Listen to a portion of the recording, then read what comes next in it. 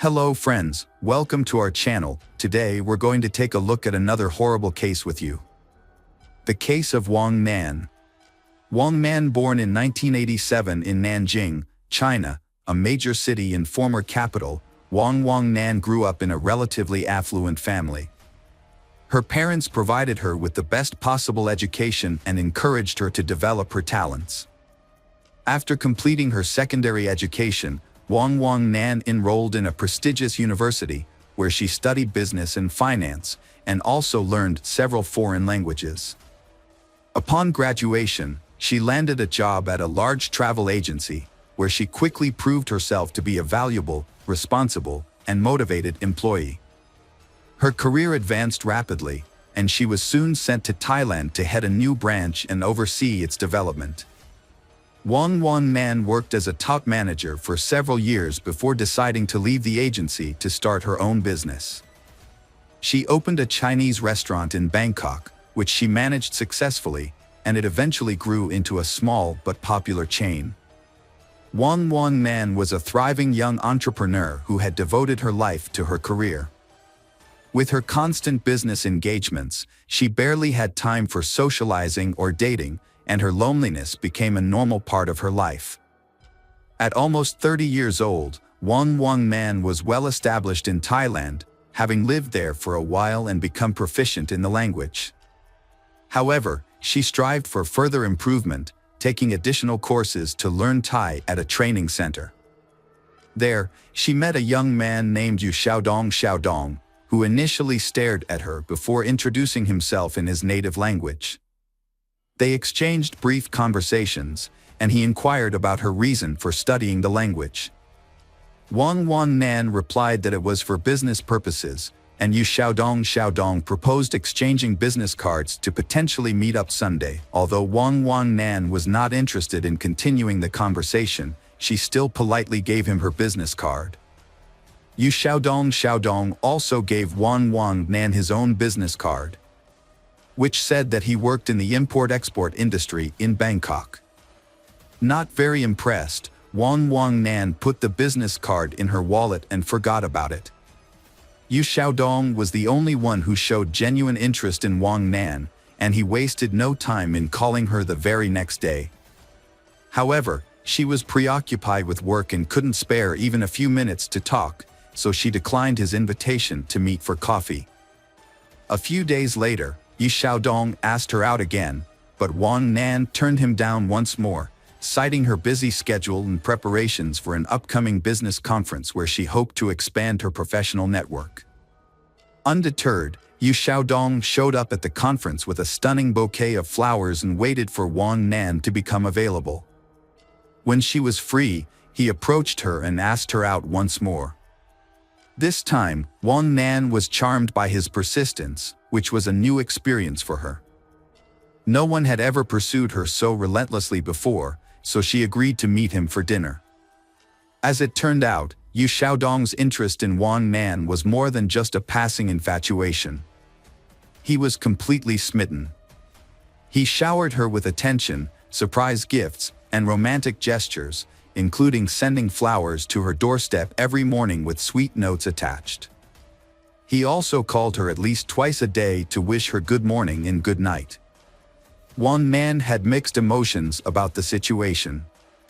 While she was irritated by Xiaodong's all-consuming infatuation, she was also flattered that someone was making such an effort to win her heart. As a result, she found herself unexpectedly entering into a romantic relationship.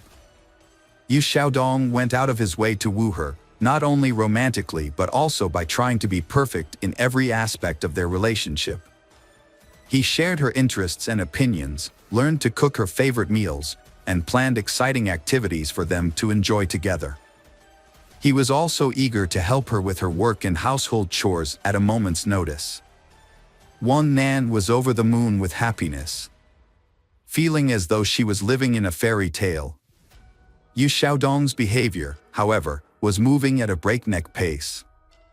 Despite having only been together for a few months, he was already making plans for their wedding and discussing potential names for their future children.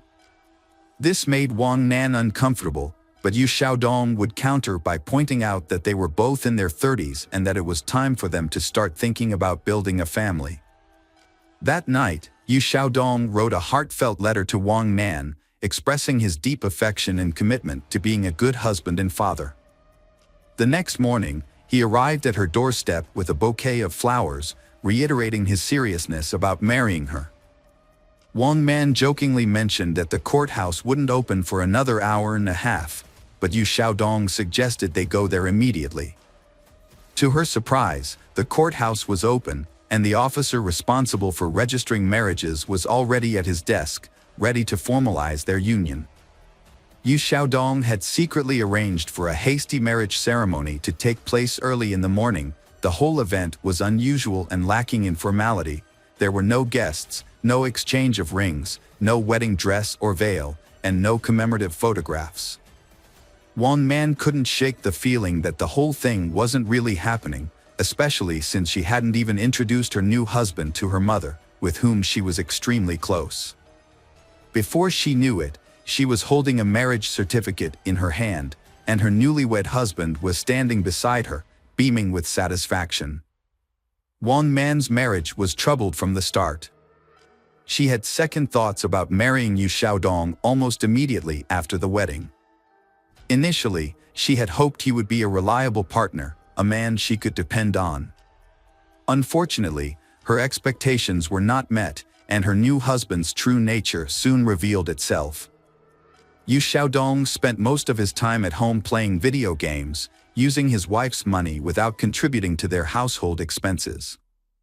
Whenever his wife asked him why he wasn't working, he claimed his business was slow due to seasonal fluctuations and that he was just taking a break. However, her suspicions grew as time passed, and she decided to investigate his business.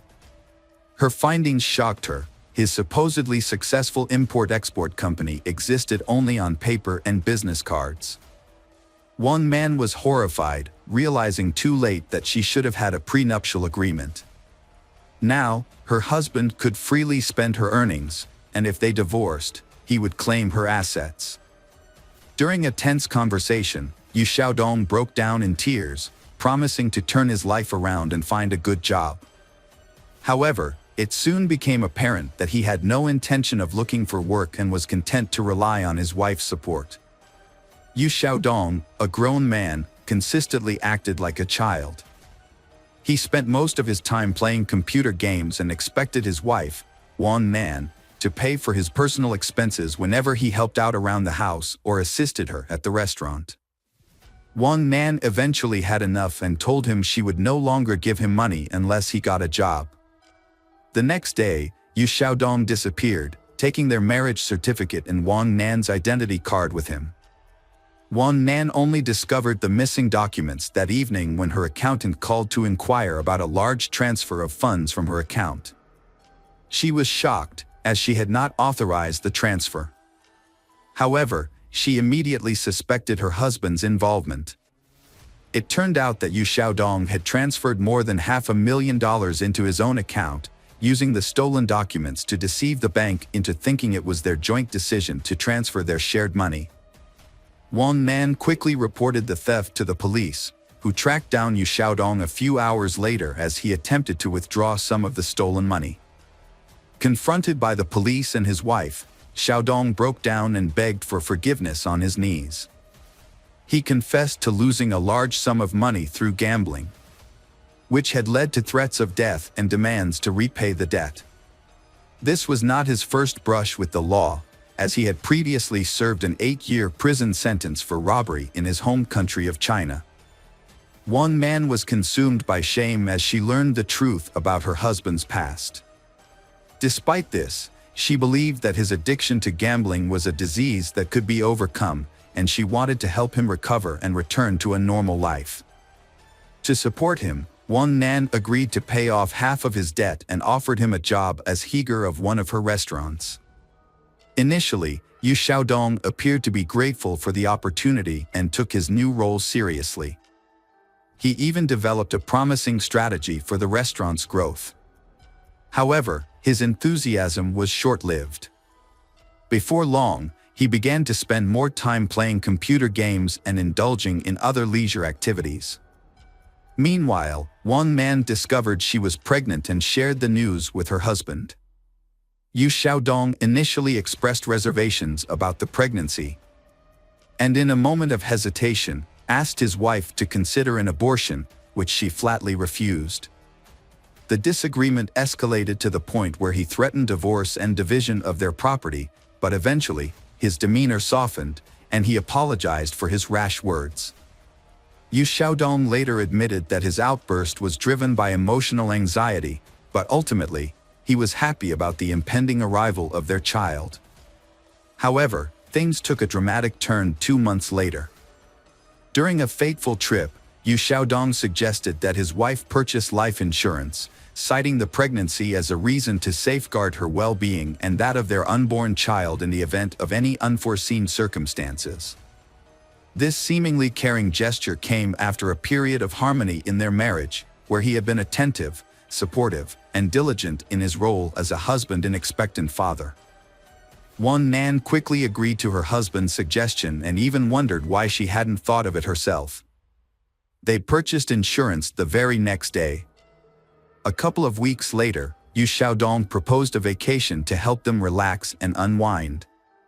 Wang Nan was initially hesitant, but her husband was insistent. He pointed out that they had never had a honeymoon and that traveling with a baby would be difficult in the coming years.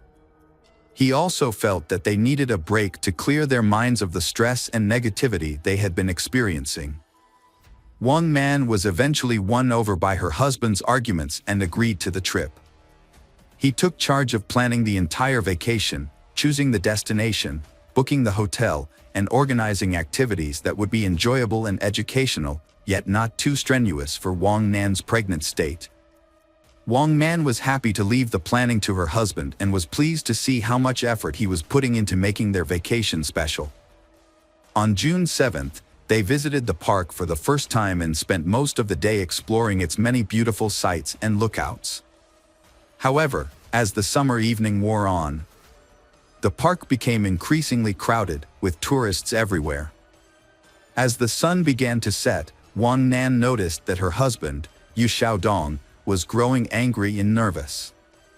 When she asked him what was wrong, he explained that the crowds were ruining their chance to enjoy a romantic sunset in peace. Despite his initial frustration, Yu Xiaodong tried to make the most of the situation, suggesting that they could still have a romantic moment as the sun set.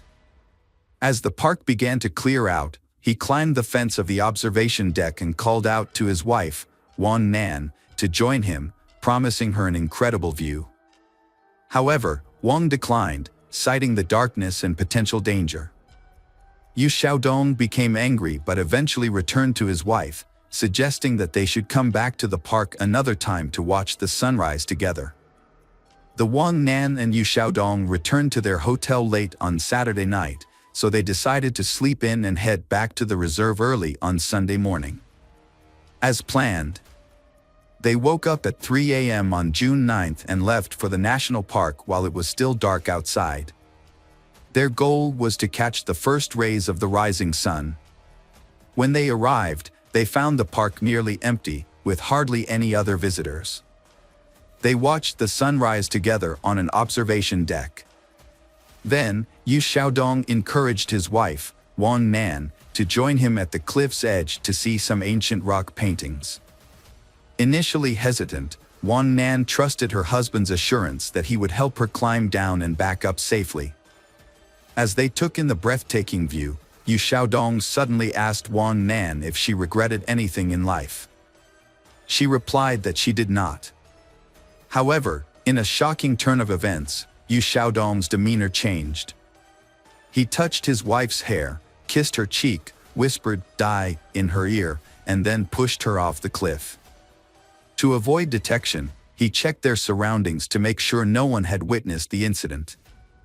Looking down, he couldn't see where Wang Nan had fallen, and the silence indicated that there were no witnesses below. Yu Xiaodong calmly walked towards the park exit, planning to report the incident after his wife was surely dead. However, Hikers who had wandered off the trail spotted Wang Nan's body on the rocks and immediately called for rescue, reporting the incident. As Yu Xiaodong was leaving the reserve, several emergency vehicles sped past him, sirens blaring. Realizing what was happening, he quickly returned to the scene, pretending to be distressed. There, he put on a convincing performance, crying and begging for help. Convinced that his wife was dead and no one would discover the truth, he remained unaware that Wang Nan's fall had been broken by tree branches, which reduced her speed before she landed on bushes and then rolled onto the rocks. This series of events cushioned the impact, saving her life and that of their child, although she suffered severe injuries. Yu Xiaodong was overcome with grief, crying and lamenting the loss of his wife and child. However, his wife suddenly regained consciousness and attempted to speak, but was unable to. The people around her noticed the genuine horror on Yu Xiaodong's face, but he quickly composed himself and leaned in close to his wife. In a hushed tone, he warned her in Chinese to remain silent if she wanted to survive. Wang Nan's injuries were severe, including head trauma, multiple fractures, lacerations, soft tissue contusions, ruptured internal organs, and massive blood loss. Her spine was also severely damaged, leaving doctors concerned that even if she survived, she would likely be paralyzed and never walk again. Wang Nan spent several days in a coma, connected to life support machines, during which time her husband remained by her side constantly. However, despite his devoted appearance, Yu Xiaodong's intentions were sinister.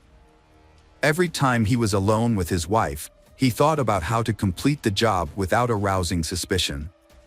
His actions were a ruse, hiding his true intentions behind a mask of love and devotion that he examined the devices, but couldn't find a way to quietly disable them. Wang Nan slowly regained consciousness. When she did, her husband was beside himself with fear. He stayed with her constantly, terrified that she would reveal the truth to the police at any moment. When they were alone, he threatened her again, saying he had nothing to lose. During the initial police interrogation, the Wang Nan supported her husband's claim that her fall was caused by dizziness.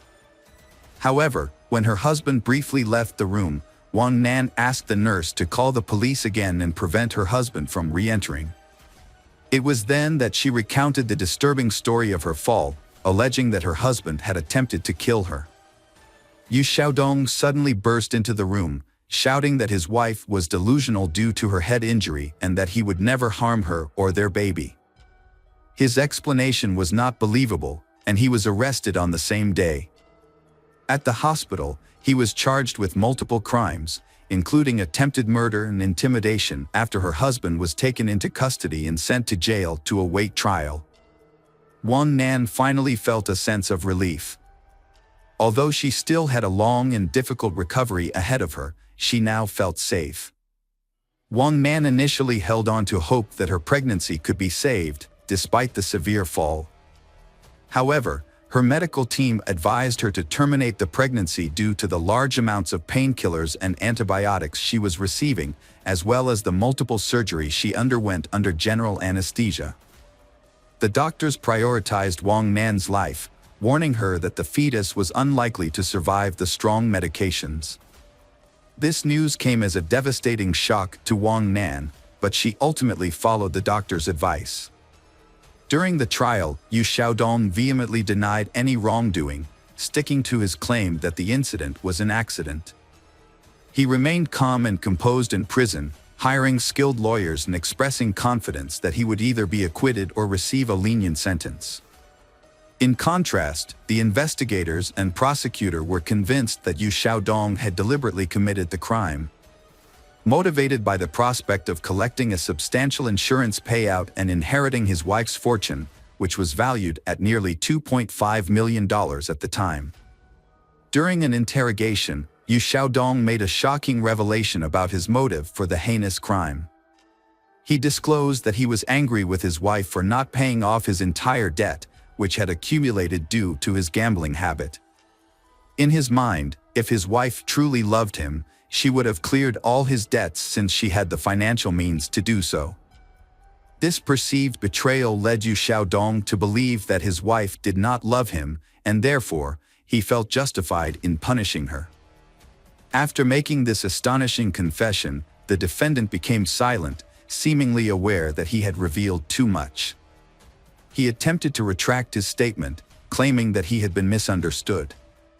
Nevertheless, his unexpected admission, combined with Wang Nan's testimony, was sufficient to secure a lengthy prison sentence. In March 2021, Yu Xiaodong was found guilty and sentenced to life imprisonment. However, he and his lawyers filed multiple appeals, and 6 months later, the Thai court showed unusual leniency by reducing the life sentence to 10 years in prison. Wang Nan and her family were shocked and outraged by the lenient sentence given to Yu Xiaodong, believing it would set a bad precedent and encourage others to commit similar heinous crimes. Yu Xiaodong received a sentence of 10 years for attempting to murder his pregnant Wang Nan. As of now, Yu Xiaodong is serving her 10-year sentence while Wang Nan is challenging the court's decision. Meanwhile, Yu Xiaodong is filing appeals to prove her innocence. Wang Nan has successfully restarted her business in 2023 and also established an organization that provides support to women who have been affected by domestic violence. She writes about her personal experiences and warnings for women on her blog. Hello friends, welcome to our channel. Today we're going to take a look at another horrible case with you, the case of Behnaz Mahmud. Behnaz Mahmud was born on December 16, 1985 in Iraq. She comes from an Iraqi Kurdish family with strong religious traditions. Her parents, Mahmud Babakar Mahmud and his wife, had 6 children, 1 son, Bahman, and 5 daughters, Baza, Beel, Han, Jaban, and Behnaz. They lived in a rural tribal area in Iraqi Kurdistan, adhering to traditional values, especially regarding women's roles. In 1995, when Behnaz was 10 years old, her family moved to the UK. However, this change in location did not alter their deeply held religious and traditional views. Despite being in a more liberal European country, the family continued to reject modern opinion and lived within their tight-knit religious community. At 17, Behnaz was forced into a marriage with a man 10 years her senior, who had recently arrived from Iraq. He did not speak English and lacked basic literacy skills. Behnaz having met her future husband only 3 times before the wedding. Behnaz, described as a girl with brown eyes, long dark hair, and a kind smile, followed tradition and moved into her new husband's home, despite him being a stranger to her. From the start, Behnaz suffered physical and emotional abuse at the hands of her husband. Despite having lived in the UK and being aware of her rights, she was trapped in a cycle of violence. She tried to leave her husband multiple times, but her family forced her to return, as it was considered a disgrace for the entire Mahmud family. With no support from her relatives, Behnaz turned to the police twice, but they failed to take action, leaving her vulnerable to further abuse. In July 2005, after 2 years of marriage, Behnaz finally escaped her husband's house and returned to her parents' home. After leaving her husband, Behnaz felt a sense of freedom. She met Ramith Soleimani, and they fell deeply in love.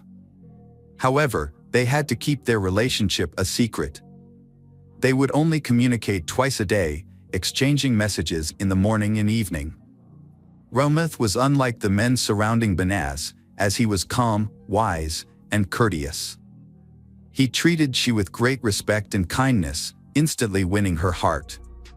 Before long, they began envisioning a future together, discussing wedding plans and a happy family life. They even chose names for their potential children. These joyful dreams brought Behnaz happiness and gave her the strength to cope with the hatred and aggression from her family. In early October 2005, Behnaz was walking down the street when she noticed a car following her. She recognized the people inside as Kurdish migrants sent by her father. Knowing her family's history, Behnaz became terrified for her safety. On October 10, 2005, Banaz visited the police station again. During a 2-hour conversation, she shared detailed information about her life with her husband, including the physical abuse she suffered, her family's resentment, and the recent surveillance. She told the police that her husband had repeatedly beaten her, and during one incident, he nearly knocked out her tooth because she dared to call him by his first name in public. Banaz had previously informed the police that she feared for her life, but her concerns were ignored. The police failed to investigate her claims, neglecting to interview her family and husband to verify the accuracy of the information.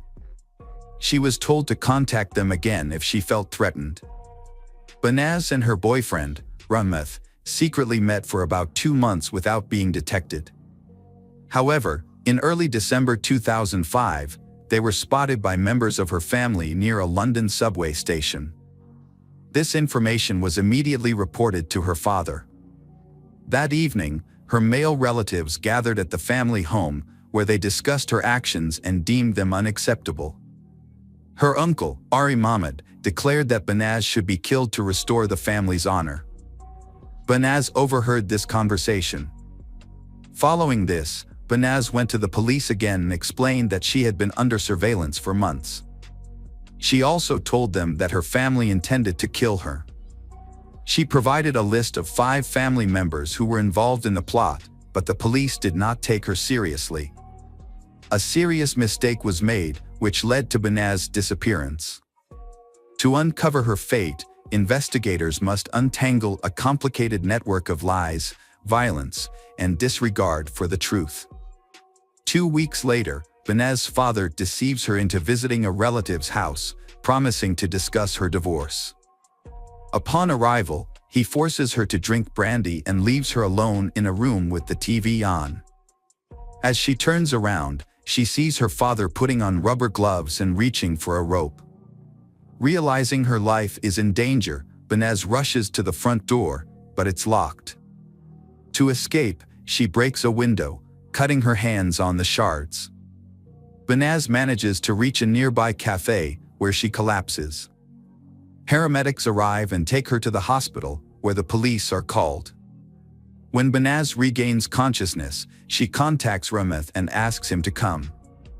After being discharged from the hospital, Banaz moves in with Rameth Soleimani. They celebrate the start of 2006 together and are happy. However, by mid-January, the Mahmoud family begins to pressure Banaz to return home, supposedly to mend their relationship and discuss her marriage to Rameth. Banaz trusted her parents and agreed to return to her father's house, believing her mother would protect her if her father became violent. To be safe, Banaz went to the police station again and gave a full statement, including the names of people she thought might harm her. Despite her fears, she returned to her family home. On January 22, 2006, Rameth was attacked by 3 men in the street who tried to force him into a car. He managed to fight back and reported the incident to the police. 2 days later, Rameth and Banaz were due to give a statement at the police station, but Banaz failed to appear. Rameth attempted to reach Banaz Mahmoud, but lost contact with her after she vanished upon returning to her family's residence. Rameth, who had been in constant touch with Banaz, grew increasingly worried and filed a missing persons report with the police. After numerous appeals, the police finally took action. The disappearance of Banaz Mahmoud sparked an investigation led by the Homicide and Serious Crime Directorate, with Chief Inspector Caroline Good at the helm. Initially, it was suspected that Banaz was being held captive in a house within the community. To locate her, Inspector Good organized an extensive search of linked to the Mahmoud family. Banaz's father, uncle, and ex-husband were brought in for questioning as suspects. The police also began searching for 3 other men listed by Banaz in December 2005, Omar Hussein, Muhammad Ali, and Mohammed Hama, all of whom were her cousins. However, when the police searched the neighborhood and tried to question her family members, and the family refused to cooperate with the investigation into her disappearance. Police found no photos of Banaz at her family's home, and her family's complete lack of concern shocked officers. Caroline Good then focused on 30 individuals, all of whom were arrested and questioned. During the investigation, over 20 vehicles and 300 cell phones were seized from those involved. Every person questioned attempted to hinder the investigation, providing conflicting accounts of Banaz's whereabouts. Some claimed to have seen her after she went missing, while others, including her mother, refused to cooperate with the police. Some even suggested she was in hiding. Realizing that no one would cooperate voluntarily, Caroline Good obtained permission to bug the cells of those arrested. At that point, Banaz's father, her uncle, and Mohammed Hama remained in police custody. 2 other men under investigation had managed to escape to Iraq. The detectives were horrified when they received the initial wiretap results. Not only did the 3 arrested men show no remorse, but they also took pleasure in recounting the details of Banaz's death. Their conversations revealed that on January 23, the Mahmoud family intentionally left their home, allowing Omar Hussein and Hama to enter. Once inside, they attacked Banaz, subjecting her to a 2-hour ordeal of beatings and violence. As the torture came to an end, Hama wrapped a cord around Banaz's neck and strangled her. When recalling the final moments of Banaz's life, Hama couldn't contain his laughter. However, it was Mohammed Hama's admission of being present when Rameth was threatened that became the turning point in the case. While Hama was being held in a cell awaiting trial, his phone conversations were secretly recorded. Caroline Good listened to these recordings with growing horror as the suspect proudly described the gruesome details of the murder. In the recordings, Hama provided a detailed account of what they did to Banaz. Despite being terrified and vomiting, Banaz remained silent. Hama then wrapped the rope around her neck 3 times, pulling it so tight that it dug into her skin. As he continued to speak with excitement, he placed his feet on her back and pulled and tugged on the rope. Banaz clung to life until her last breath. It took the perpetrators over 30 minutes to kill Banaz. The brutality of the crime was too much for Caroline Good and the detectives, and they couldn't hold back their tears. Banaz's cousin, Dana Amin, 30, was present in the house and helped the perpetrator put Banaz's body in a suitcase. Muhammad Ali then dragged the suitcase out of the house to a waiting car nearby. Hama revealed that a police car drove by, but the officers didn't notice the suitcase, which had hair and an elbow protruding from it. The very people meant to protect Banaz were involved in plotting her murder. They strangled her with a shoelace, stuffed her body into a suitcase, and took it outside of London. Snippets of conversation mentioned a derelict house with a garden in Birmingham. Caroline Good used the information gathered and matched it with the movement data from the arrested suspects' phones to identify the search area. Due to the vastness of the area, the search could have taken a long time. During a conversation with the suspects, one of them suddenly turned to the other and asked if they had put the freezer back where it originally was. This sparked an idea for Caroline Good, now knew what to look for. A police helicopter was deployed to scan the area and spotted a house with a backyard filled with trash, including a white oblong object resembling a freezer that stood out among the black garbage bags. Upon closer inspection of the suspicious house, the officers' suspicions were confirmed. The police officers began digging, but as the hole reached shoulder depth, they were on the verge of giving up, all except Caroline Good. She recalled the words of Mohammed Hama, who had boasted to relatives that he had buried the victim so deep that she would only be found with the help of an informant. Caroline Good convinced the team to extend the search for another day. On the evening of April 28, 2006, their persistence paid off, and the suitcase was finally found. Unfortunately, Banaz's remains were in extremely poor condition, making it necessary to rely on dental records and DNA samples for identification. Her body was discovered folded into a fetal position, hidden in a suitcase and buried beneath a freezer in the garden of a Birmingham house. On May 1, 2006, the suspects were formally charged with the crime. However, They displayed no remorse, convinced that their actions were justified. Mohammed Hama even claimed that the case would not go to trial, as he believed he was simply carrying out an act of retaliation. Meanwhile, Caroline Good faced renewed opposition from the Kurdish diaspora community. Following the discovery of Banaz's remains, numerous individuals came forward to provide alibis for the suspects, claiming that they were in public on the day of the alleged and therefore could not have committed the crime. Approximately 50 individuals were involved or connected to Banaz's death in various capacities. Reflecting on the events, Caroline Good recalled feeling intense anger, disgust, and contempt for the men involved. She noted that 50 men had participated in the murder of one woman, and they took pride in their actions, which they saw as a demonstration of their masculinity. In March 2007, the trial against Mahmoud Babakar Mahmoud, Ari Mahmoud, and Mohammed Hamad began at London Central Criminal Court. Prosecutor Victor Temple described the crime as a cold-blooded and heartless execution that was orchestrated by the victim's father and uncle. In June 2007, a jury delivered finding all three defendants guilty of the charges and ineligible for leniency. The sentences handed down were severe. The father received a life sentence with a minimum of 20 years, the uncle was given life with a 23-year minimum, and cousin Mohammed Hama also received a life sentence with a minimum term of 17 years. Judge Brian Barker was scathing in his delivery of the verdict, stating, "You decided that your so-called family honor needed to be restored, which meant she had to die and her memory erased. This is a heinous and heartless crime. What kind of honor is it when a father prioritizes his social status over the life of his own child?" A mere 4 months after the trio's conviction, London police were informed that Muhammad Ali had been arrested in Iraq for a crime committed against a young boy. Muhammad Ali had taken his own life. Omar Hussein, the last of the 5 perpetrators, had been hiding in rural Iraq, attempting to avoid public detection.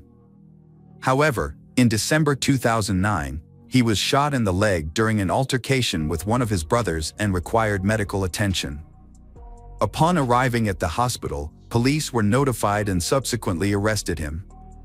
Initially, Omar Hussein denied being in London in 2005, thereby claiming innocence in Banaz's death. But UK Social Security records revealed that he had been receiving refugee benefits during that time, contradicting his statement. The court ultimately sentenced him to life imprisonment with a minimum term of 21 years. Dana Amin was given an 8 years prison sentence for his role in disposing of Banaz Mahmoud's body and hindering the investigation. A recorded interview with Banaz at a police station implicated her family in the crime. Banaz had previously handed in a letter to a police station in South London, naming individuals who threatened to kill her and her boyfriend Rameth. The individuals named in the letter were from Banaz's family and the wider Iraqi Kurdish community. They were angry about her decision to divorce her husband, who treated her poorly. Despite several attempts to leave him, Banaz returned due to family pressure. The police failed to respond properly to Banaz's situation, which ultimately resulted in her death. However, this case prompted significant changes in how honor-related cases are handled. An inquiry into police misconduct was launched after Banaz's death, and an independent commission investigated 9 police officers for their inadequate response to her allegations. 7 officers received reprimands, and 2 were dismissed. It is essential to recognize the tireless efforts of Caroline Good and her team, who successfully located Banaz's body, secured the conviction of her father and uncle, and brought the escaped perpetrators back from Iraq. Banaz was laid to rest at the Merton and Sutton Joint Cemetery in Morden. A memorial service was held in her honor on June 26, 2007, at the MN Auditorium, followed by the installation of a granite memorial headstone at her gravesite. The memorial was attended by a small group of people, including Rameth Soleimani, Caroline Good, and Banaz's 2 sisters. Notably, Banaz's family did not attend either service. Rameth Soleimani, who had been living in the UK under witness protection, was profoundly affected by Banaz's death. He penned a heartfelt letter expressing his love and grief, describing Banaz as the love of his life and his entire world. Unfortunately, his pain and suffering continued, and in May 2016, 10 years after the tragedy, he took his own life. This was his third attempt to end his life, a devastating consequence of the trauma he had endured. Hello friends, welcome to our channel. Today we're going to take a look at another horrible case with you. The case of Lisa Harnum. Lisa Cecilia Harnum was born on June 12, 1981, in the Toronto suburbs of Canada as the second child in her family. She was raised alongside her older brother Jason, with whom she has always been very close. Their single mother, Joanna, brought them up independently, since their father left the family when they were very young and played no further role in their lives. Lisa and her brother had no memories of him. From an early age, Lisa grew up to be an active and purposeful girl. She participated in sports with her brother, attended martial arts classes, and enjoyed playing soccer and volleyball. However, her true passion was ballet, which she practiced at the dance studio for several hours daily. As a tall and slender child, Lisa's professional ballet training required a strict diet, which unfortunately had a detrimental effect on her growing body. During adolescence, Lisa developed anorexia as a result of her eating disorders. For a long time, she kept her problem hidden, believing she could overcome it alone. However, when her weight dropped to critically low levels, her mother intervened and had Lisa hospitalized for several months to recover and gain weight. After graduating, she pursued dancing classes and decided to enter the beauty industry. Alongside her university studies, she worked as a perfumer at a large cosmetics chain store, and in her free time, studied makeup and hairdressing techniques. When she turned 24, Lisa moved to Australia in 2005, driven by a desire for drastic change. She wanted to escape to a warmer climate and explore the world. On a one-year work visa, Lisa traveled to another continent. Her mother, Joanna, accompanied her for the first few months to ensure a smooth transition. Once satisfied that her daughter was settled, Joanna returned to Toronto, confident that Lisa could take care of herself. Lisa settled in Sydney, renting a cozy apartment, and soon landed a job at a small local cosmetology company. Once her visa expired, she made the decision to make Australia her permanent home. To achieve this, she first extended her stay for another year, and then began preparing the necessary documents required to obtain Australian citizenship. Lisa faced challenges in her personal life, partly due to her preference for older men, possibly stemming from her absent father figure. In 2006, she started a romance with a coworker nearly twice her age at Sydney Cosmetics. They moved in together, and her family approved. They traveled extensively, but eventually broke up a year after their engagement, with the age difference likely a factor. In 2010, Lisa graduated from the Sydney College of Stylists and landed a job as a hairdresser at a popular beauty salon, where she swiftly earned the respect of her colleagues and the trust of her clients. Around the same time, she started dating a new boyfriend, but their romance was short-lived after Lisa discovered he was married. Refusing to get involved in destroying someone else's family, she ended the relationship promptly. Before that, at a party, her boyfriend had introduced her to his friend, Simon Gitney, a businessman. This chance encounter would ultimately prove disastrous for Lisa. Born in December 1973 in Maryland, Simon Gitney came from a large, religious family of Lebanese immigrants. Raised alongside 5 siblings in a strict, obedient household, Simon struggled to control his emotions and anger from a young age. He was possessive, intolerant of rejection, and prone to violent outbursts, which eventually led to serious legal troubles. At 18, Simon Gitney was first incarcerated for harassing his ex-girlfriend at her workplace. The store owner intervened, but Simon returned with friends, assaulted the owner, and was subsequently arrested. Due to good behavior, he only served a few months before being released on bail. 3 years later, Simon was arrested again, this time for theft. He resisted arrest, engaged in a violent struggle, and bit off a policeman's earlobe. Although he faced a severe prison sentence, the pastor of the Lebanese Christian church, which his family belonged to, intervened on his behalf. As a result, Simon served only a year and a half in prison. In 2000, Simon was arrested for drugs. He served 2 years of a 4-year sentence. After his release, Simon transformed his life. He co-founded a luxury shoe business, invested in real estate and a premium car, and hid his criminal past from others. Simon and Lisa exchanged numbers at a party and started chatting. When Lisa complained about her living situation, Simon offered her a free room in his apartment while she looked for a new place. Despite her mom's concerns, Lisa moved in, thinking Simon might be gay due to his appearance and piercings. They lived separately for months, but grew closer over time, and a romance blossomed. Simon, 37, and Lisa, 28, were a couple. To Lisa, Simon seemed like a charming prince from a fairy tale. He was outgoing, cheerful, and lavished his love with gifts and surprises. They went everywhere together, including the elite sports club, which Simon had been attending for years. Lisa thought she had found her soulmate and would live happily ever after with him.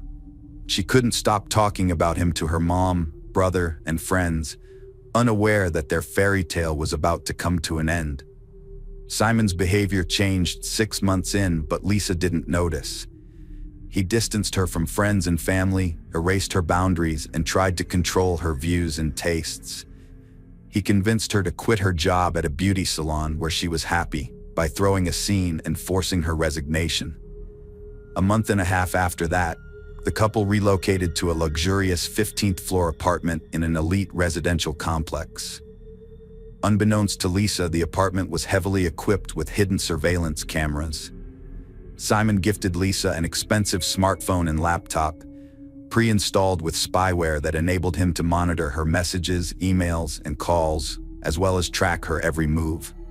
He also gained access to her social media accounts, giving him the power to delete friends, posts, and photos at will. Katani's control over Lisa's life intensified daily, but he cleverly made it seem as though Lisa was voluntarily complying with his demands. He had invaded every aspect of her life, eliminating any semblance of privacy. Katani dictated Lisa's appearance, forbidding her from wearing makeup, claiming it made her look tacky, and instead bought her dull gray and black clothing, discarding her old outfits as too revealing.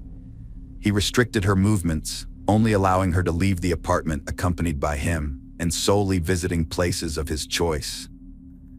He even banned her from going to the gym, instead purchasing expensive exercise machines, citing that she could now work out from home. Lisa's social media friend lists were shrinking daily, and Ghani finally convinced her to delete her accounts. With no friends left in real life, all her contacts and calls were closely monitored by Simon, who only allowed her to communicate with her mother and brother. During her last visit home in December 2010, Lisa decided to fly to Canada to spend Christmas with her family. Simon had planned to accompany her, but his urgent business matters prevented him from doing so. Despite initial reservations, he eventually agreed to let her travel alone, provided she adhered to his strict rules and conditions. When Lisa arrived, Jason and Joanna were astonished by the drastic changes they saw in her. She was a shadow of her former bright and cheerful self, now devoid of makeup, with her luxurious hair hidden under a headdress and dressed in unflattering all-black attire. However, it was the internal changes that were truly alarming. Lisa would flinch at every phone ring, instantly grabbing the receiver, as per Simon's instruction to answer calls immediately, regardless of the time or her activities. During her stay at her mother's house, Lisa refused to see friends and rarely ventured out. Joanna was shocked by her daughter Lisa's behavior and decided to talk to her. Lisa broke down, revealing that Simon controls her life, tracking her every move and restricting her freedom. He doesn't let her work, see friends, or pursue hobbies. Joanna was horrified, urging Lisa to stay in Canada, but Lisa insisted she loved Simon and believed he'd eventually calm down.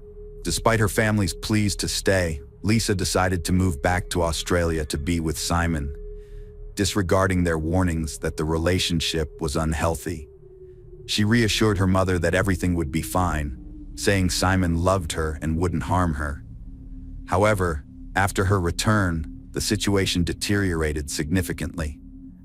Simon restricted her from leaving the apartment, and when they went out together, he demanded that she keep her eyes fixed on her feet, avoiding eye contact with other men. Moreover, he started calling her Cecilia, her second name, as he believed it was more respectable. In the spring of 2011, Lisa started complaining about pain in her leg, an old injury from her youth when she took ballet classes. Instead of taking her to the hospital, Ghani hired a female physical therapist to give Lisa massages 3 times a week at their home. The therapist soon became Lisa's closest friend and confidant, and Lisa openly shared her concerns about her difficult situation with her. On June 12th, Simon organized a birthday party for Lisa at the most expensive restaurant in Sydney, but the guest list only included his relatives and close friends. Lisa wasn't allowed to invite anyone she wanted, making it an isolating celebration. At the end of the evening, Simon proposed to Lisa by putting a ring on her finger. She accepted, but her tears were not of happiness. Instead, they were tears of desperation and hopelessness, noticeable to everyone present. Back home, Lisa called her mother and tearfully shared the news of her engagement. However, her mother, Joanna, was not pleased with the announcement. She tried to convince Lisa to end the relationship and return to Canada as soon as possible. Lisa asked her mother to avoid discussing this over the phone, as she had already realized that her fiancé, Simon, was eavesdropping on their conversations. Lisa attempted to focus on the upcoming wedding and started making plans. When she tried to discuss the details with Simon, he curtly dismissed her, informing her that he would select the venue, choose her dress, and create the guest list. Lisa felt utterly powerless, having no say in the matter. During a subsequent physiotherapy session, Lisa confessed that she couldn't continue like this, but felt trapped because Simon refused to let her go. The physiotherapist and Lisa devised a plan. At each session, Lisa would secretly pass some of her belongings to the therapist for safekeeping, all while ensuring Simon remained unaware of her actions. On July 28th, Simon rushed out of the house, leaving his laptop behind, which was unusual for him since he always carried it with him. Lisa seized the opportunity to investigate, and her worst suspicions were confirmed. She discovered a spyware program on the laptop, which Simon had used to obtain all her phone data and recordings of her conversations with her mother. Even more disturbingly, she found surveillance footage from the security cameras installed in every room of their apartment. On the same day, Lisa used her physical therapist's phone to call her mother and begged her to take the next available flight to come and rescue her from the apartment. However, Joanna couldn't drop everything immediately. She needed time to arrange a shift swap with a colleague. In hindsight, Joanna would always regret this delay. Back home, Simon quickly realized that his fiancée had discovered the spyware on his laptop. Lisa broke down in tears, trying to understand why Simon would do such a thing, but he justified his actions by claiming they were for her own good. On July 29th, an intense conversation took place between the young couple, a recording of which would later be presented in court. Lisa was overcome with emotion and asked to leave, but Simon remained calm and assured her that this would never happen, suggesting that she was suffering from mental health issues. On the morning of July 30th, 2011, Lisa woke up early, got dressed, and gathered her important documents and belongings in her purse. She locked herself in the bathroom and made a final phone call to her mother, warning her that if anything bad happened to her, it would be Simon's fault. It seemed Lisa was attempting to sneak out of the apartment while Simon slept, but unfortunately she was unsuccessful. What happened next is unclear, but according to neighbors, they heard a scream in the hallway. However, before they could react, the noise abruptly stopped, and exactly a minute later, a young woman fell to her death from the 15th floor balcony. Passers-by on the street also heard the scream and saw the body falling from a great height, but they didn't have time to understand what was happening. A man walking his dog that morning, who was closest to the scene, heard a noise and looked up. He saw a man holding something large, which he then threw down. When people arrived at the scene, they found a young woman lying on the ground, but despite their efforts, they couldn't help her. She died instantly, having suffered severe injuries. 3 minutes later, Ghani, still in his pajamas, ran out into the street, crying and saying he didn't know how he was going to live without his fiancée, claiming he hadn't caught her in time. At first, it seemed like an accident, but Ghani quickly claimed that his fiancée had intentionally ended her life. A note found in his pocket and a disturbing video suggested that something strange was going on. After the body was taken to the morgue and examined, a torn note was found in different pockets with the message, "There are cameras everywhere in the apartment."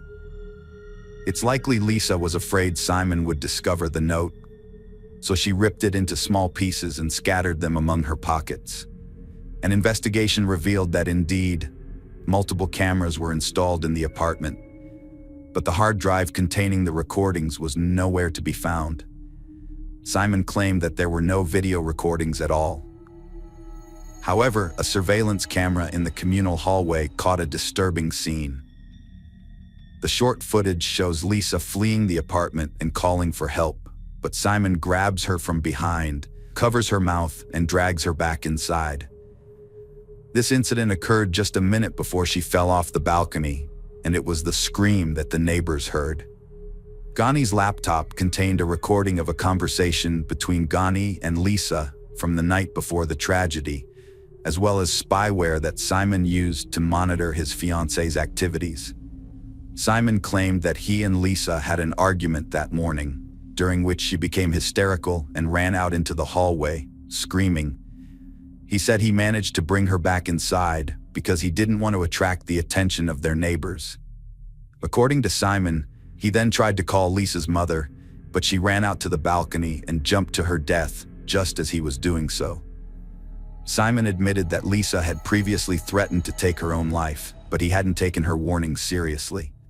Meanwhile, Ghani attributed the spyware on his laptop to Simon's supposed concern for Lisa's safety. During the trial, Simon was accompanied by Rachel Louise, a 22-year-old model who bore a striking resemblance to his late fiancée. However, it was later alleged that Rachel Louise was only using Simon to gain fame and attention, and that she willingly spoke to the press and appeared on TV to declare that Simon was incapable of harming a woman. Simon's lawyers attempted to persuade the court that Lisa was unstable, prone to outbursts, and potentially responsible for her own death, despite evidence of her long battle with anorexia and her treatment at a clinic. They also claimed that Simon, being shorter, would have been physically incapable of lifting Lisa, who was taller, or throwing her over the balcony. However, a gym trainer, who regularly saw Simon, testified that he was much stronger than he appeared and could easily have lifted Lisa, contradicting the defense's claims. This was further supported by the absence of Lisa's fingerprints on the railing and glass barrier, which suggested she could not have jumped without touching them. Additionally, the physiotherapist who had been confided in by Lisa and received her belongings in the hope of escaping her abusive relationship testified in court, providing crucial evidence. In the end, Ghani was found guilty of murdering his fiancée and sentenced to 26 years in prison, with the possibility of parole after 18 years. After the verdict was announced, Rachel Louise became enraged and started insulting the judge, which led to her removal from the courtroom. Simon and his legal team attempted to appeal the court's decision, but all their efforts were unsuccessful, and the verdict stood. Following the verdict, Rachel ended her relationship with her boyfriend, citing in an interview that it was challenging to maintain a relationship while he was incarcerated, although she still believes he is innocent. Hello friends, welcome to our channel. Today we're going to take a look at another horrible case with you, the case of Jasmine Richardson. In town, the Richardson family was renowned for being exemplary. Deborah and Mark, along with their children, 8-year-old Tyler and 12-year-old Jasmine, resided in a beautiful and cozy home. Like all Canadians, they were extremely hospitable and sociable. Their home frequently hosted guests, and the atmosphere was built on principles of love and respect. However, everything took a turn for the worse when their eldest daughter, Jasmine, entered puberty.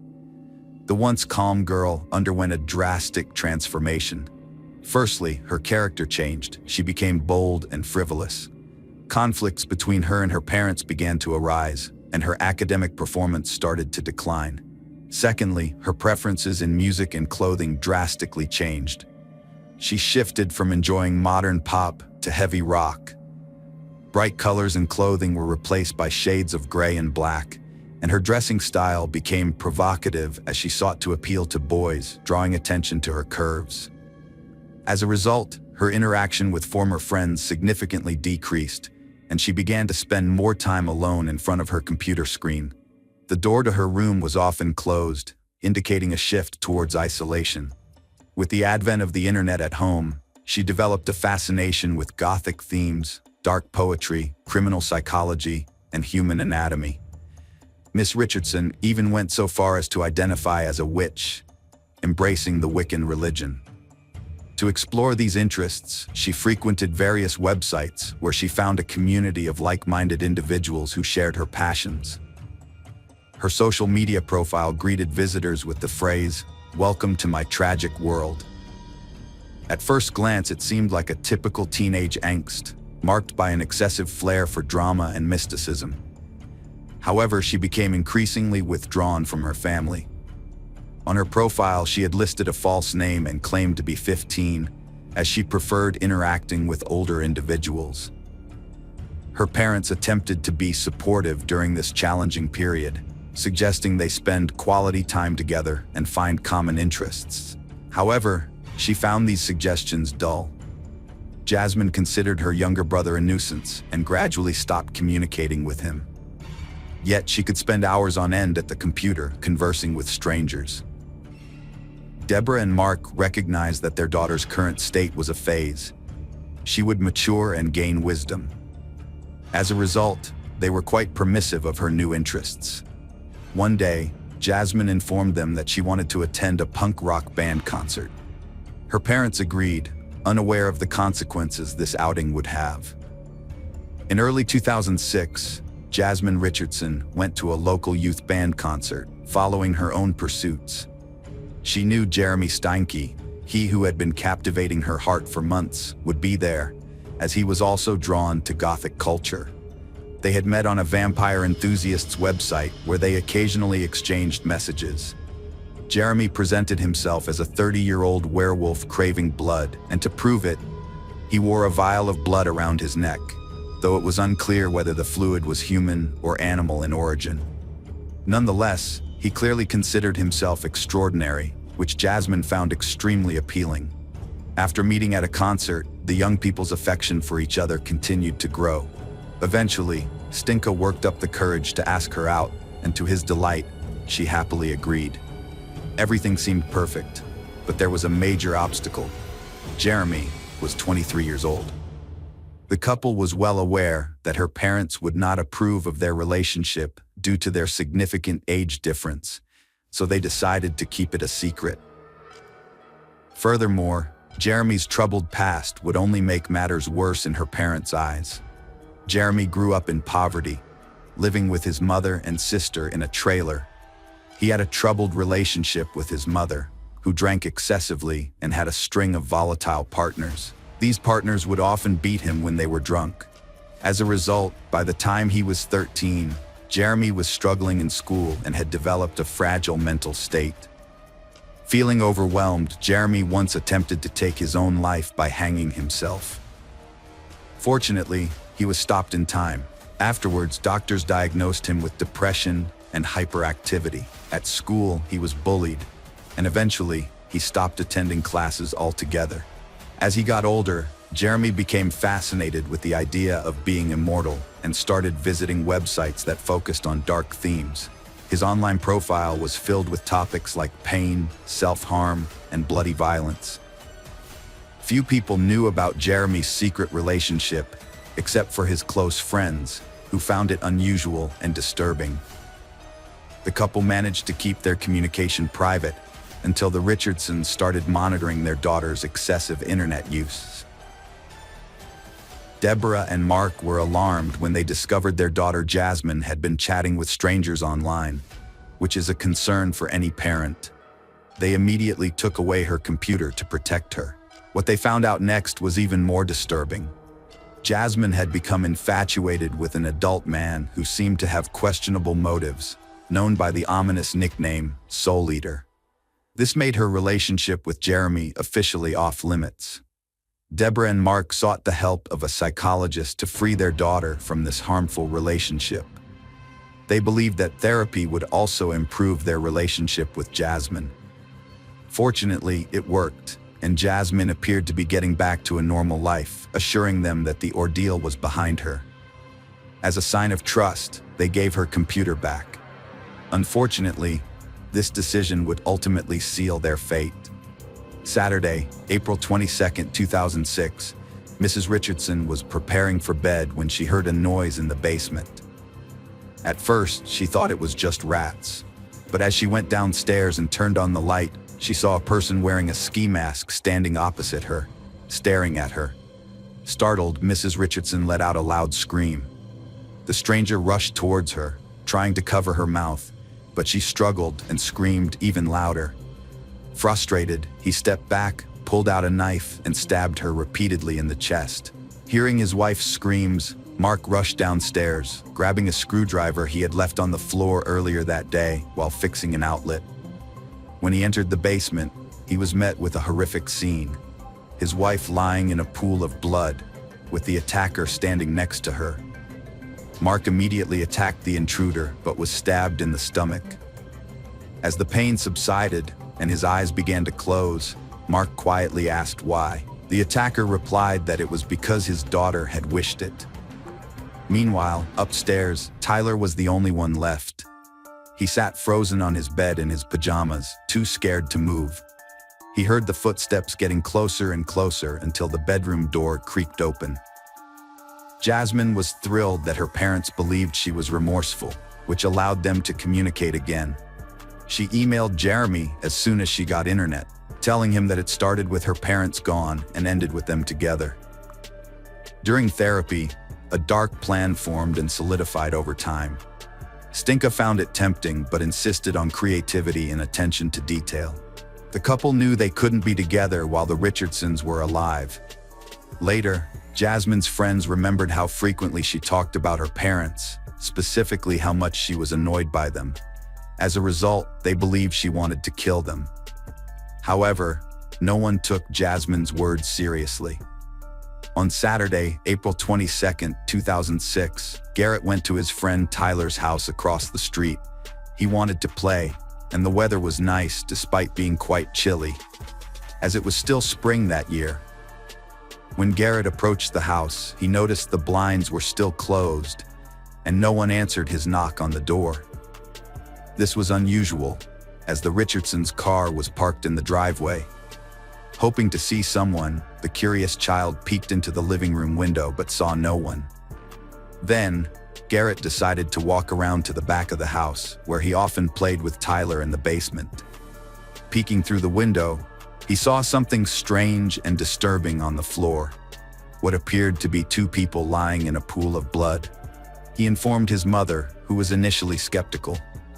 However, she decided to investigate the family across the street.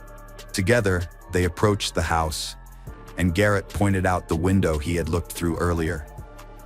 The woman was horrified by what she saw and immediately called emergency services, reporting that something was amiss at the Richardsons, as they appeared to be lying on the basement floor, covered in blood. The police responded quickly, breaking down the front door and descending to the basement, where Garrett and his mother had witnessed the scene. Upon entering the dark basement, the officers struggled to identify the bodies on the ground, which were severely mutilated and bloodied. However, it soon became clear that it was Mark and Deborah Richardson, and they had tragically lost their lives. The area was covered in blood, with splatters on the floor, walls, and even the ceiling. A gruesome scene that defied description. Later, the police conducted a thorough search of the house and discovered a small child in the upstairs children's room. The child was lying in bed surrounded by toys, with visible knife wounds and a deeply cut throat. The scene was gruesome, with blood splattered everywhere. The incident was unprecedented in Medicine Hat, with one officer later stating that it would take decades to erase the memory of what they had seen that day. After searching the house, the police discovered that one family member was missing, Jasmine, the Richardsons' eldest daughter. Since the attack seemed to have happened in the basement and her room, while the rest of the house was untouched and nothing was stolen, officers feared for her safety. The state of the bodies suggested the crime occurred the night before, with the perpetrator breaking in and attacking Jasmine's parents. But what had become of Jasmine, and where was she now? The police developed various theories, hoping that by chance, the girl might be safe somewhere outside the home, or that the perpetrator had kidnapped her and was holding her captive. They also considered the possibility of a ransom demand from relatives in the future. However, as time went by, they found no clear answers. As the investigation progressed, it became clear that the Richardson family were truly wonderful people, faithful spouses and loving parents. They didn't deserve to have anyone wish death upon them. However, officers discovered that their eldest daughter had been causing trouble lately. This new information led to a shift in the tone of media announcements, and the investigation began to focus on locating a person of interest, 17-year-old Jasmine Richardson, who was referred to as JR in accordance with Canadian law, which protects the identities of minors. Jasmine and Jeremy Stank were identified as the wanted couple. Police questioned friends and acquaintances, thinking they might be hiding with them, but this lead was a dead end. However, it revealed that the pair attended a party just hours after the crime, where Jasmine seemed unaffected, drinking and making a disturbing joke about carving up her parents, which the guests laughed off as a dark humor.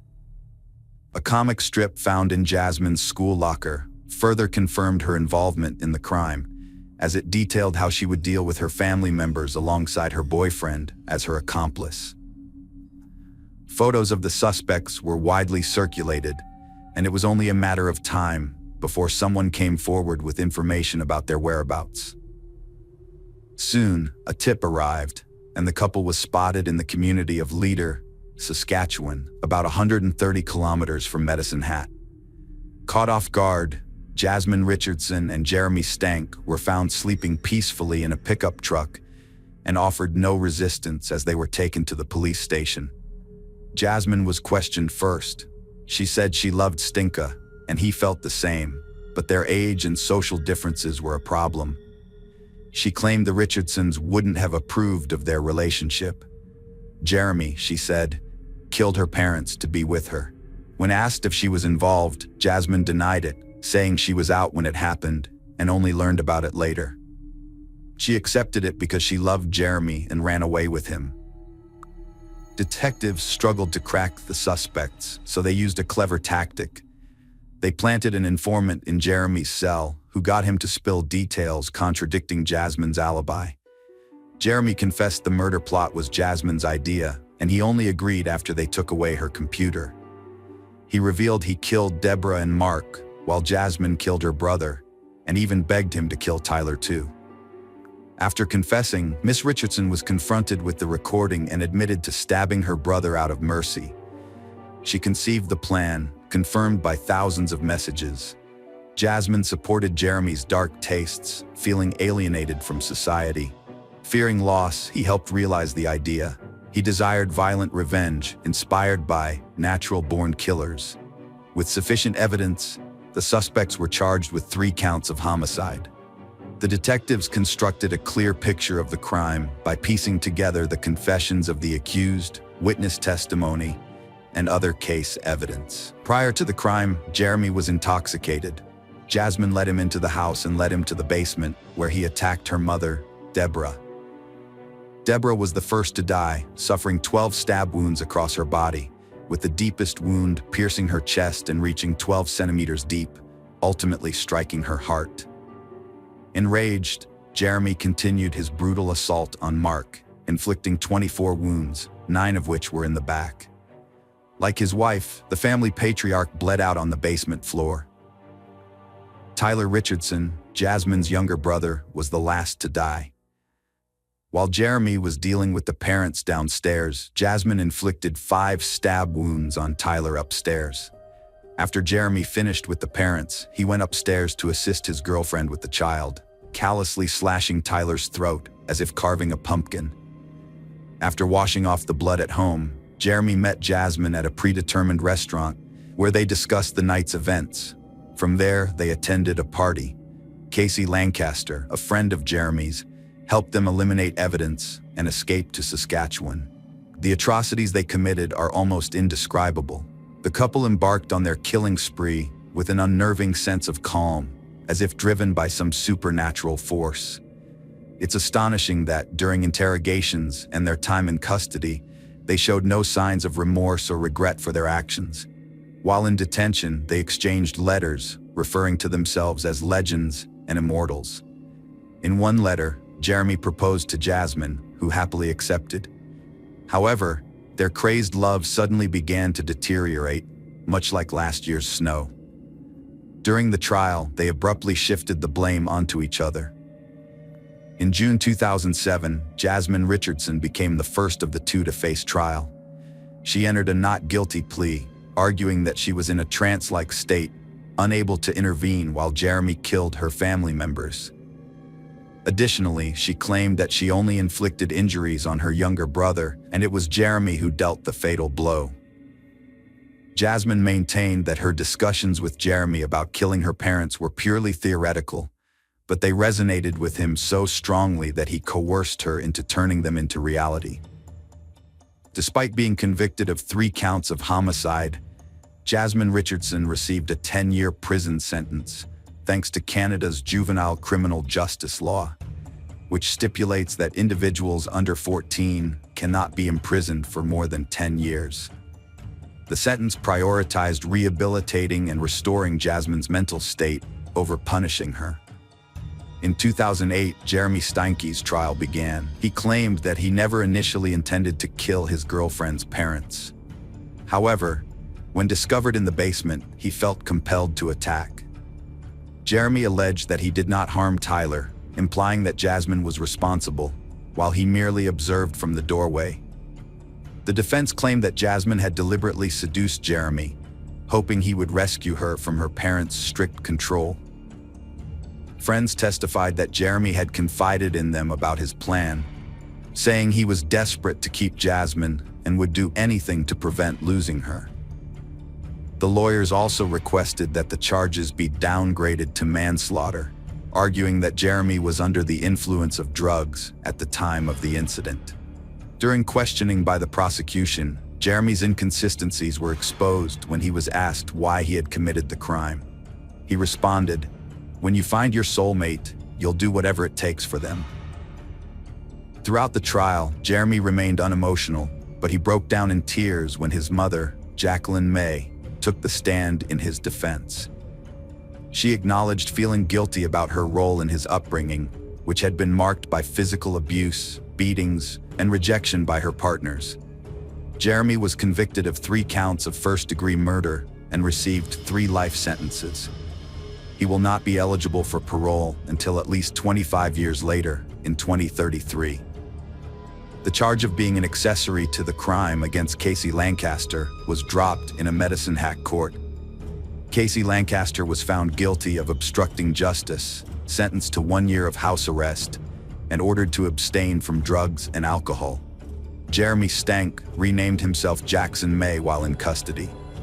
Jasmine Richardson received a 10-year sentence, including 4 years in a psychiatric facility, where she was diagnosed with conduct and oppositional defiant disorders. Later, under community supervision, she showed genuine remorse. Released in 2016, Richardson now lives in Canada under an assumed name, sparking debate about her second chance. Hello friends, welcome to our channel. Today we're going to take a look at another horrible case with you. The case of Ellie Costile. Alexandria Costile, known as Ellie, was born on September 11, 1997 in St. Louis. As a blonde-haired girl, she grew up with the care and love of her parents, Cindy and Keith, who supported her endeavors. Ellie excelled academically and in sports like track and field and golf. Her dream was to attend the University of Mississippi, and she became a student there, living in a dormitory in Oxford and being popular among her peers. Friends and relatives described her as a lively and energetic person. Summer on campus is quiet, with few students remaining. Those who stay attend extra lectures or prepare for next year, then unwind at local bars and nightclubs in the evening. Ellie Costile, an upperclassman, stayed to improve her knowledge, and having just passed a key exam, was planning to celebrate with friends. A popular spot among young people in Oxford Square is a small bar that serves pizza and drinks. Its lively atmosphere, complete with dim lighting, loud music, and a colorful selection of drinks, makes it a place where the bartenders know many customers by name. On the evening of July 19th, Ellie met up with friends at this bar, where they chatted and had a good time. Despite her efforts to have fun, Ellie seemed tense and spent most of the evening texting someone on her phone. After having a couple of cocktails, she discreetly left the bar. This would be one of the last times Ellie Costile, a University of Mississippi student, was seen in public. On July 20th, 2019, around 10:30 a.m., police officers stumbled upon a young woman's body near an abandoned fishing camp by Sardis Lake, about 30 miles from the university, during their routine patrol. The victim had been shot 9 times in the back, and investigators found 11 shell casings at the scene. A purse containing a driver's license and a student ID belonging to 21-year-old Alexandria Costile, a University of Mississippi student, was found nearby on the roadside. Ellie's death shocked the University of Mississippi community. Her father confirmed the news on Facebook, saying police told them Saturday that she'd been a crime victim. Witness interviews established that a few days before the incident, Ellie's parents had visited her from St. Louis, during which she expressed her enthusiasm for the upcoming academic year at the university, with no reservations about staying on campus for the summer. Moreover, data from her Apple Watch revealed that following a phone conversation with her mother, Ellie sent several messages to Brandon. An examination of these messages revealed that 3 months prior to the incident, Ellie had confided in Brandon about some shocking news.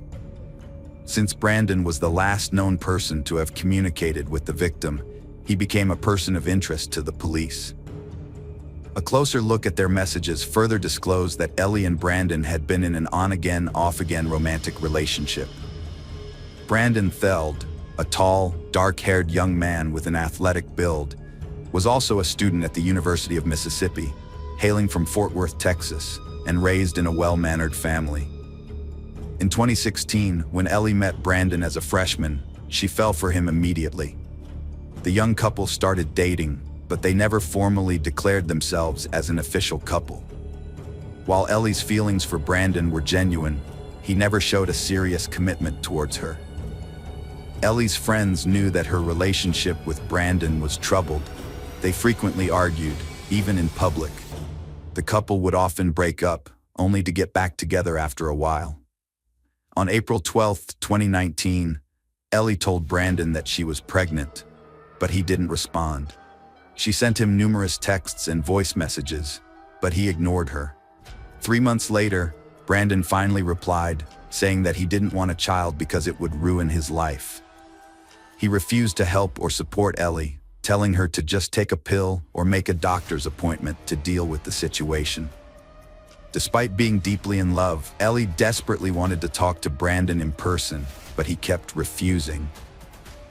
On the night of July 19th, Ellie went to a local bar with her friends at 11:52 p.m. Surveillance cameras showed her leaving the bar and taking a taxi home. About 30 minutes later, Brandon called her at 1:58 a.m. on July 20th. Ellie got into a vehicle, unaware that it would be her last ride. she headed to an abandoned fishing camp by Sardis Lake, where Brandon was waiting. The drive to the camp was supposed to take around 45 minutes. Witnesses reported hearing gunshots in that area between 2:15 and 2:30 a.m. On Sunday afternoon, investigators contacted Brandon Theld, requesting him to visit the police station to discuss Ellie Costio. Initially, he made excuses to avoid the meeting, but eventually promised to appear on Monday at 8:30 a.m. However, when Brandon failed to show up at the police station on Monday, July 22, 2019, investigators began tracking his phone's location. The data revealed that he was heading back to his home in Fort Worth, Texas. As a result, authorities issued an alert for his pickup truck.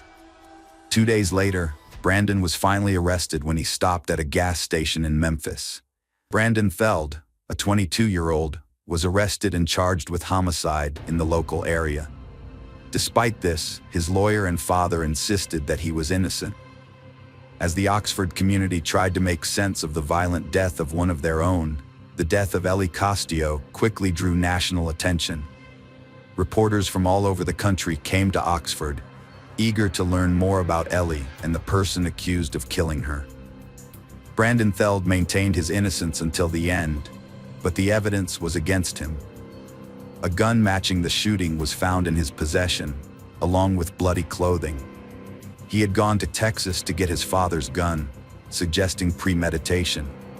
His internet history showed searches for abortion services and ways to avoid punishment for a crime. A letter to his parents revealed his dark thoughts and feelings, where he mentioned that something in him just didn't work, and that he thought it was the end for him. Investigator Jared Bundren shared some previously known details about the shocking crime with the public. He revealed that Ellie had told Brandon she suspected she was pregnant, but Brandon didn't want her to have the baby. This led to numerous arguments between the couple, with Ellie wanting to meet in person to discuss the situation. Brandon refused to meet until the day of the incident.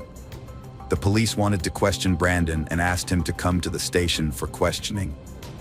However, Brandon resisted and made excuses for not being able to come in. Concerned, the police began tracking his cell phone and located him. They found that Brandon was heading to his home in Fort Worth, Texas. Authorities alerted nearby police departments, and Brandon was arrested when he stopped to refuel at a gas station in Memphis. Upon his arrest, the police found blood on him and a pistol in his truck that matched the weapon used in Ellie's murder. Despite Brandon's claims of innocence, the police charged him with the crime. Morgan acted quickly after hearing about the student's death, seeking guidance from administrators. She noted the university's past experiences with student suicides and accidents, but this was a new situation. Morgan briefly addressed Ellie's passing in class, alerted counselors, and allowed students to postpone exams if needed. She expressed sympathy, saying her heart went out to Ellie's parents and friends, stressing that parents shouldn't have to bury their children. As it turned out, Ellie Costio, in her need for support, had told friends that she was pregnant with Brandon Theld's child. Her sisters knew she was pregnant and that she had told Brandon.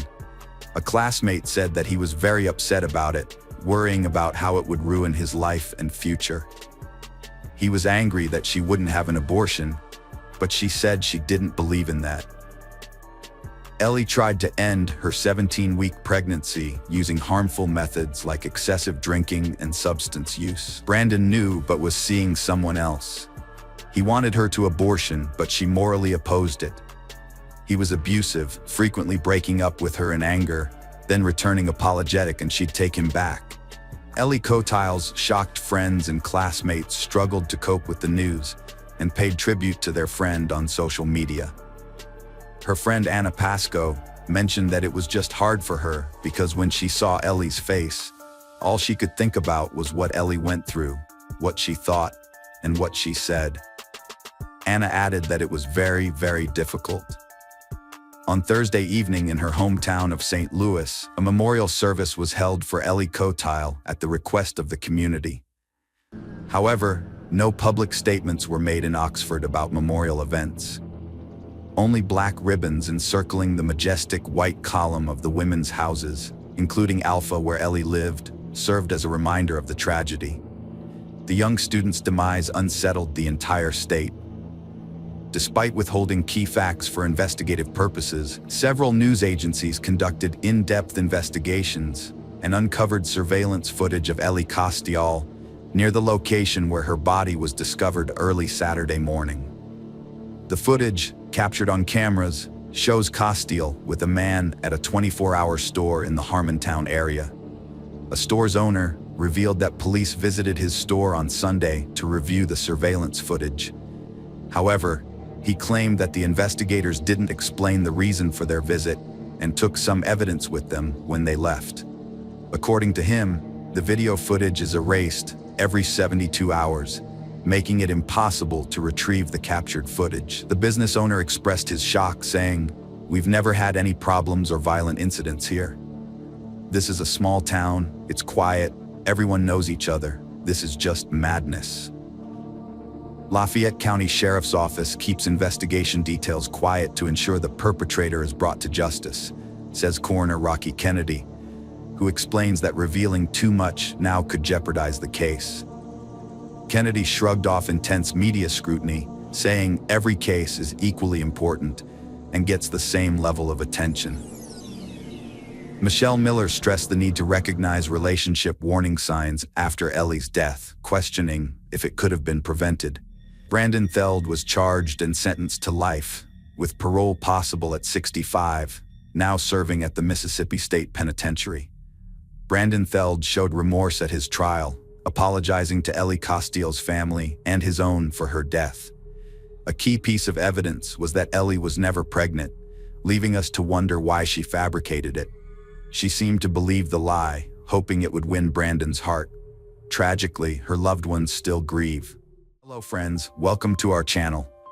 Today we're going to take a look at another horrible case with you. The case of Yvonne Baldelli. Yvonne Baldelli was born on June 30th, 1969, in a small town in Southern California.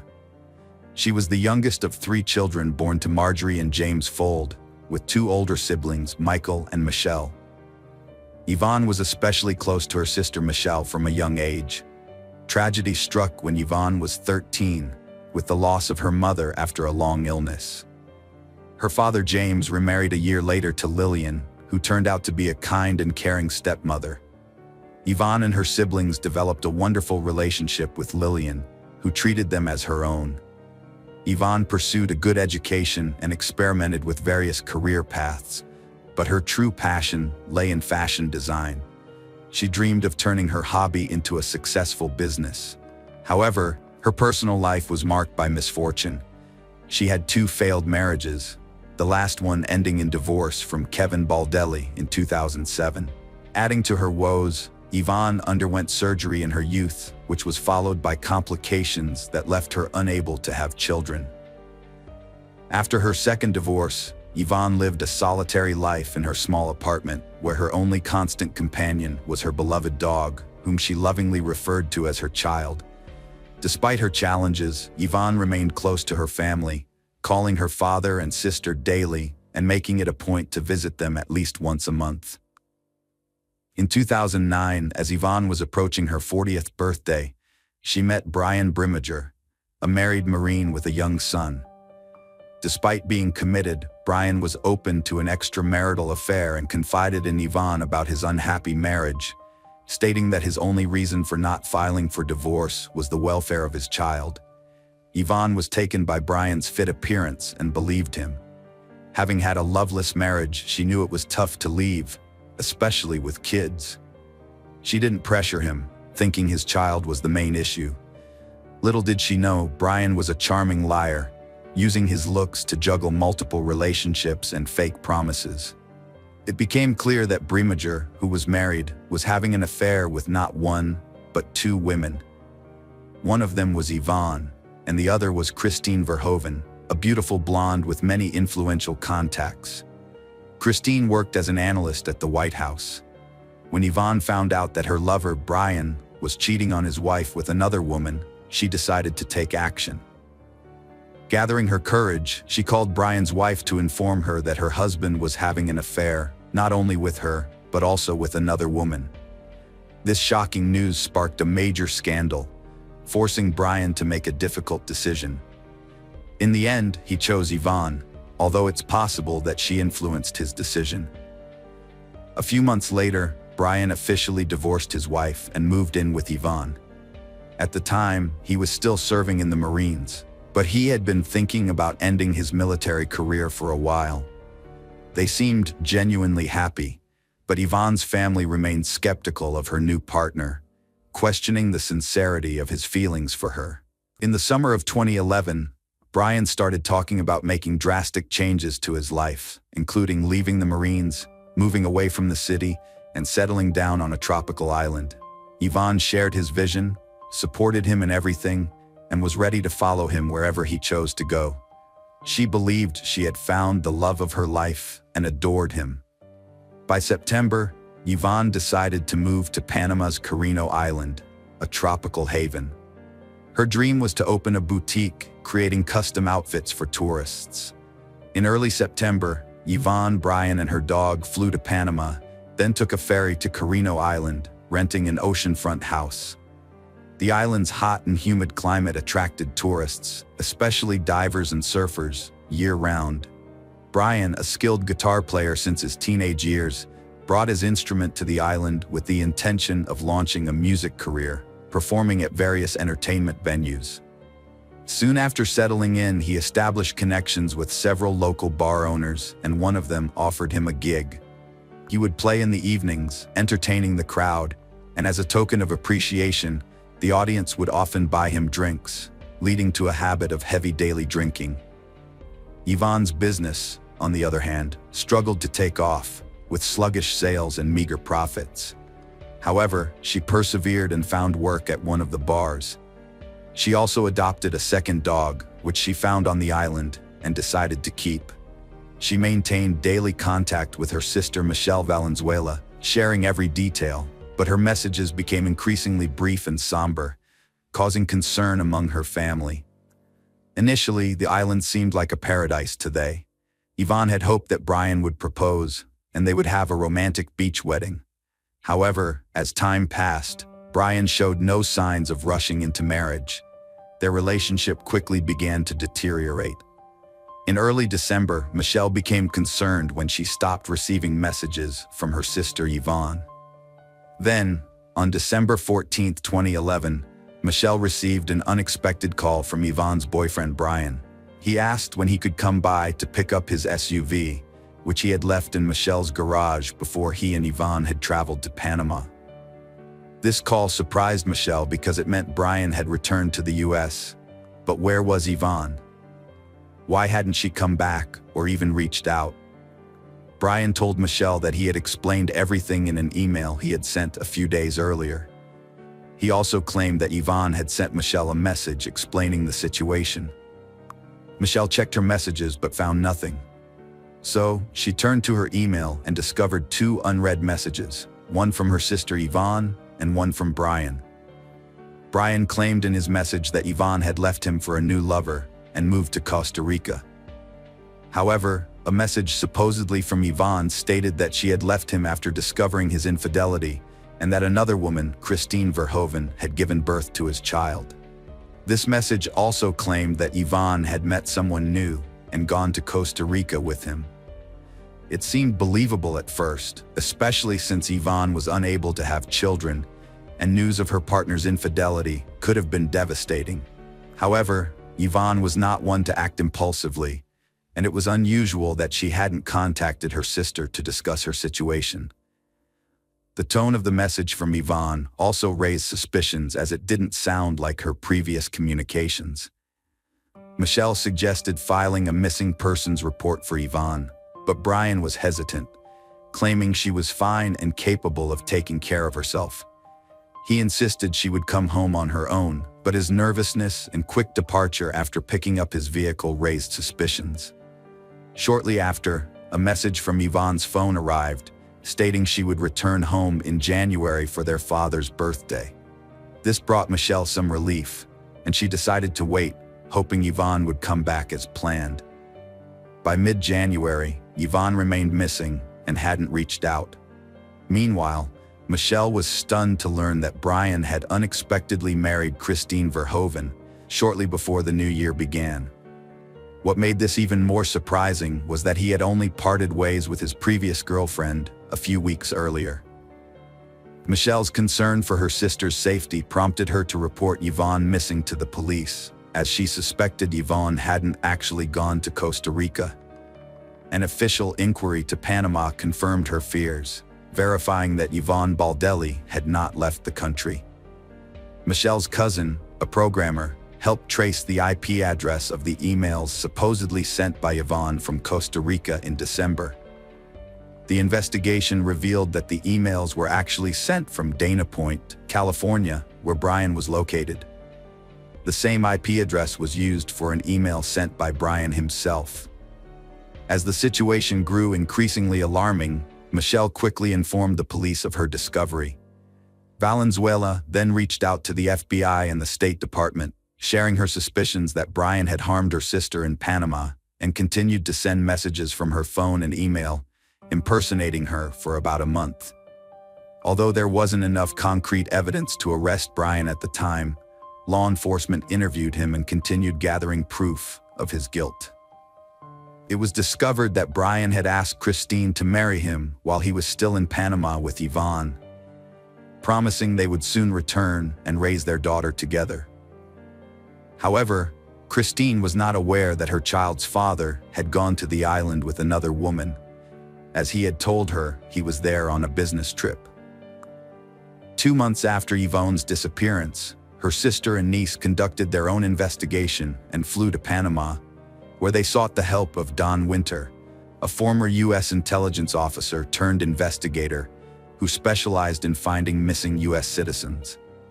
They shared the story of Yvonne's disappearance and the version of events Brian had given. After listening to them, Winter immediately expressed his concern that the chances of Yvonne being alive were low. With his extensive experience in such investigations and using his connections, Winter decided to pressure the Panamanian government and publicize the case, turning Yvonne's disappearance into international news. A press conference was also organized, which included Yvonne's family members. After arriving in Panama, Yvonne's father, stepmother, brother, and several other relatives and close friends joined the search for Brian Baldelli and assisted in the investigation. Together, they thoroughly searched the tropical island of Carino, but found no trace of him. The dense undergrowth and swampy marshes, which were home to a wide variety of wildlife, hindered their search efforts. The family also questioned the island's residents about their knowledge of Brian and Yvonne and what they could reveal about the couple's behavior. It became clear that Brian and Yvonne had been drinking excessively and frequently got into loud public arguments, disregarding those around them. Almost daily, they were seen in bars, drinking and arguing. Moreover, people began to notice bruises and scratches on Yvonne's face and body, and she rarely removed her sunglasses, seemingly to conceal the bruises under her eyes. The landlord of the house they rented confirmed that neighbors regularly complained about the noise, screams, and cursing coming from their residents. Meanwhile, FBI agents brought in a specialized team of divers to search the waters surrounding the island for potential evidence or remains of the missing woman. Unfortunately, these searches also yielded no results. From the start, Brian was the main suspect in the case, but there was no solid evidence to charge him with. He repeatedly denied any involvement, sticking to the same story that his ex-partner Yvonne had run off with another man. It wasn't until September 21, 2012, that Brian was finally questioned by the police and a search of his home was conducted. At that time, his wife Christine was at work and Brian was unemployed, staying at home to take care of their child and enjoying his favorite hobby, playing golf. Brian claimed Yvonne left him after discovering his child with another woman, but became anxious when police found Yvonne's laptop on his table. The laptop had messages sent after she supposedly left, including a photo of Yvonne with a bruise and a conversation between Brian and his mistress about their secret affair. The search history showed queries about cleaning bloodstains and removing blood from a mattress. These pieces of evidence were significant but circumstantial, as neither Aon's body nor a mattress with bloodstains was found. The fact that Brian had been sending messages pretending to be Aon didn't definitively prove his guilt. However, a discovery by Don Winter shed more light on the case. Before leaving Panama, Brimminger had sold a machete he owned to a buyer online. During their conversation, he jokingly said he had used the weapon once to finish off a stripper. Although the machete was seized for examination, it didn't initially yield any conclusive evidence. The long-awaited arrest was still pending. Meanwhile, the police had overlooked a crucial detail: Yvonne's bank card, which Brian used after her disappearance to make it seem like she was still alive. Before returning to the US, Brian went to Costa Rica and used the missing woman's card a few times, creating the illusion that she had fled there. He paid for his tickets in cash and withdrew money from different locations in San Jose, eventually draining the card before discarding it. However, Brian didn't realize that he was caught on surveillance cameras at the ATMs.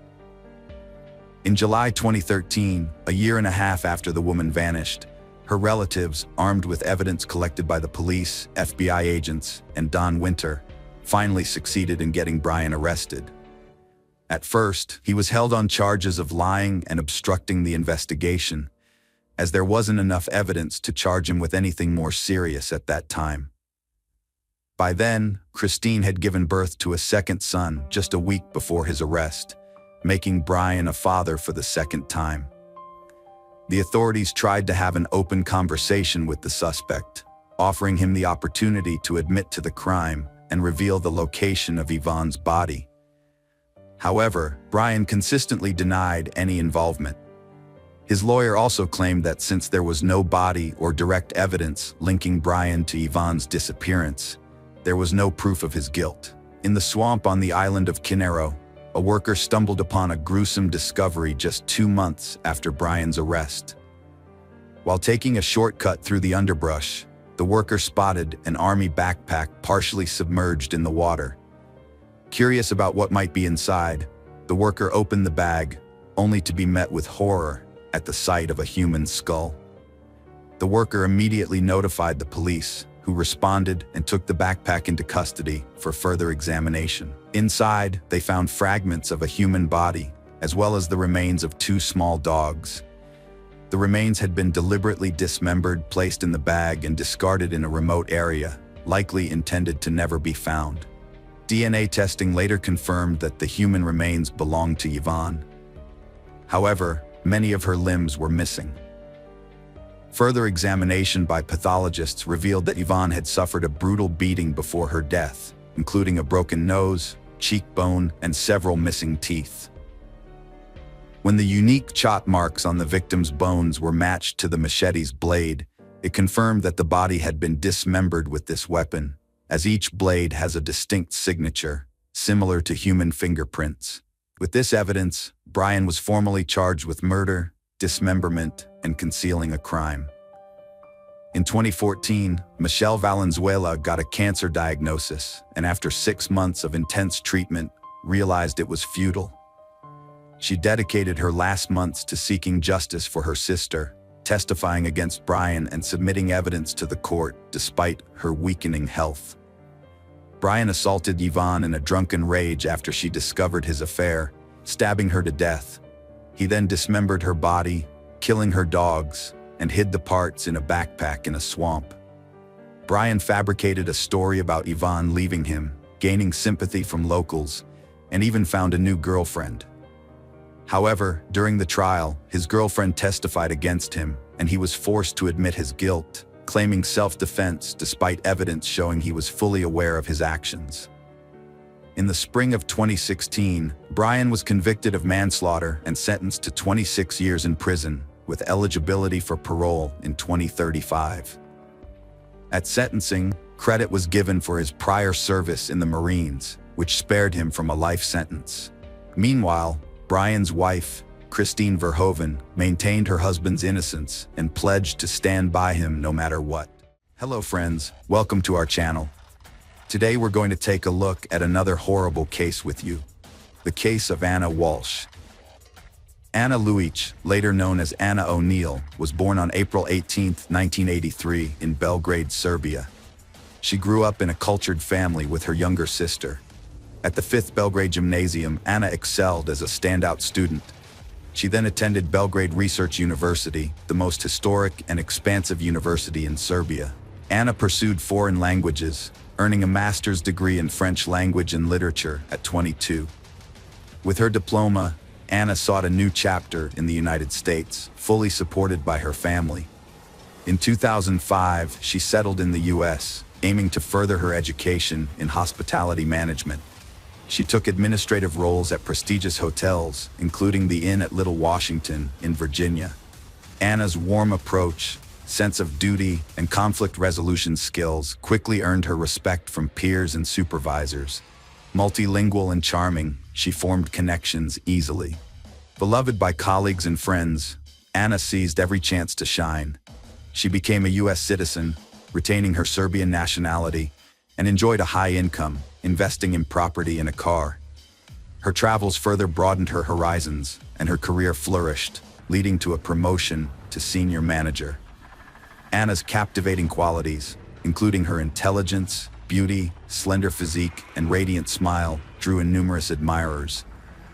While working at the Wheatley Hotel in Lenox, Massachusetts, she met and fell in love with Marcus O'Neill, the hotel's head chef. Their romance ultimately led to their marriage in 2009, at which point Anna took her husband's last name.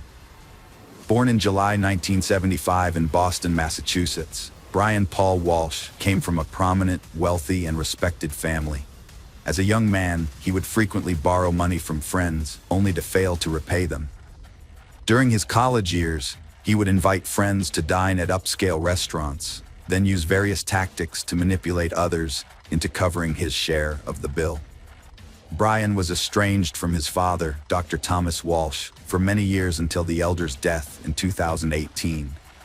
The estrangement dated back to when Brian fraudulently withdrew nearly $1 million from his father's personal account and disappeared with the money. Despite this, Dr. Walsh chose not to report the incident to the police and instead tried to persuade Brian to return the money voluntarily. However, when Brian refused, Dr. Walsh cut off all communication with him. By the time of the theft, Brian's parents had already divorced, and his father had started a new family. In response to Brian's actions, Dr. Walsh decided to remove him from his life and will. After Dr. Walsh's passing, Brian reappeared and filed a lawsuit claiming that the will was forged by the doctor's widow and younger children to deny him his rightful inheritance. However, Brian was unable to prove his claims and received no part of the estate.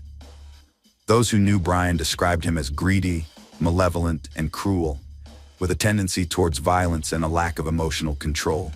He often relied on force to achieve his goals and became dangerous during bouts of anger.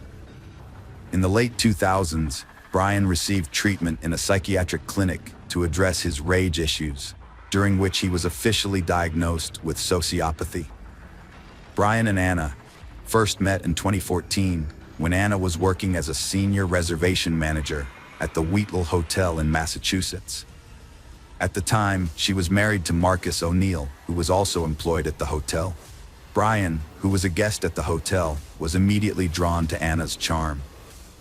Despite knowing she was already married, Brian continued to show her increasing attention, which eventually became insistent. Used to getting his way, Brian persisted in pursuing Anna, even after she rejected him. He managed to get her phone number and home address where she lived with her husband and began to harass them relentlessly. In 2015, the Anna were forced to seek police protection from Brian's constant harassment, which continued day and night.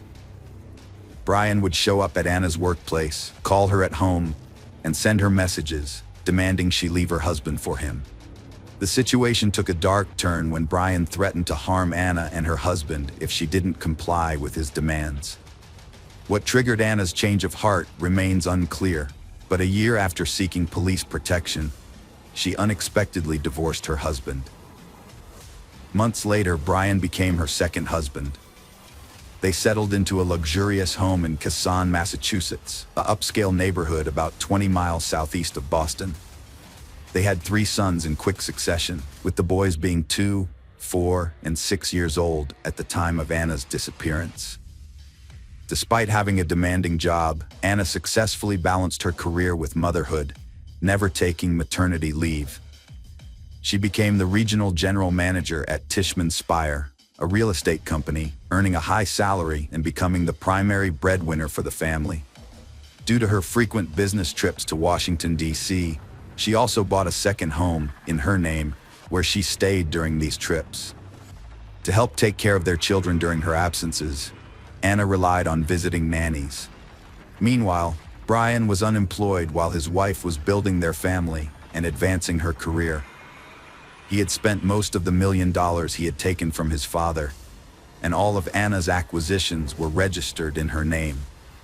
As a result, Brian was actively searching for ways to generate effortless income. Before marrying Anna, Brian had formed a connection with a wealthy individual in South Korea, whose family possessed an impressive art collection. After returning to the U.S., Brian maintained this connection and was unexpectedly asked by his friend to assist in selling several Andy Warhol paintings. Instead of just earning a commission, Brian decided to profit from the transaction. He gained access to a series of abstract Warhol paintings titled Shadow and appraised each one, obtaining authenticity certificates. Then, he created copies of both the paintings and documents. Brian found artists who could create precise replicas, convincing them he needed backups, since each original was worth around $250,000. For several years, he successfully sold fake paintings as originals to collectors worldwide. However, one buyer, an expert in Andy Warhol's work, quickly identified a forgery and sued Brian. The FBI investigated, and in April 2021, Brian pleaded guilty to selling counterfeit art. He was placed under house arrest after his lawyer negotiated a deal, requiring him to return the proceeds to the buyers and avoid prison time. Brian was under house arrest, but he was allowed to leave his house twice a day for specific activities. He could drive his children to and from school, and had a 2.5-hour window in the morning to visit a limited list of approved places in his neighborhood, such as stores, pharmacies, and dry cleaners, to buy essential items. On December 31st, 2022, Mrs. Anna Walsh mysteriously disappeared. The Walsh family had planned to celebrate New Year's Eve together at home, just the 5 of them, Anna, Brian, and their 3 young sons. After the boys went to bed early, Anna and Brian stayed at the dinner table. That evening, Anna posted a message on social media, wishing everyone a happy new year, and hinting that the past year had been tough, but she and Brian were still together. Anna was scheduled to fly to Washington, D.C. for work on January 3rd, but when she failed to show up, her employer Tishman Speyer reported her missing to the police on January 4th. Brian also reported her missing, worried that he hadn't been able to contact her for days. According to Brian, he last saw Anna on January 1st when she woke him up early in the morning, claiming she had to go to work due to some issues and her boss had asked her to come in earlier than planned. He believed she then headed to the airport with only a few belongings. However, several inconsistencies in the case soon arose. For instance, Anna had not bought, changed, or reserved a flight ticket for January 1st, and she had not canceled her scheduled flight for January 3rd.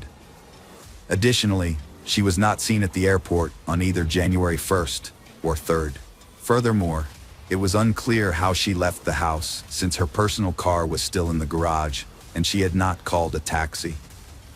Brian's suggestion that she might have hitchhiked was not convincing. Brian's statements and behavior sparked numerous questions.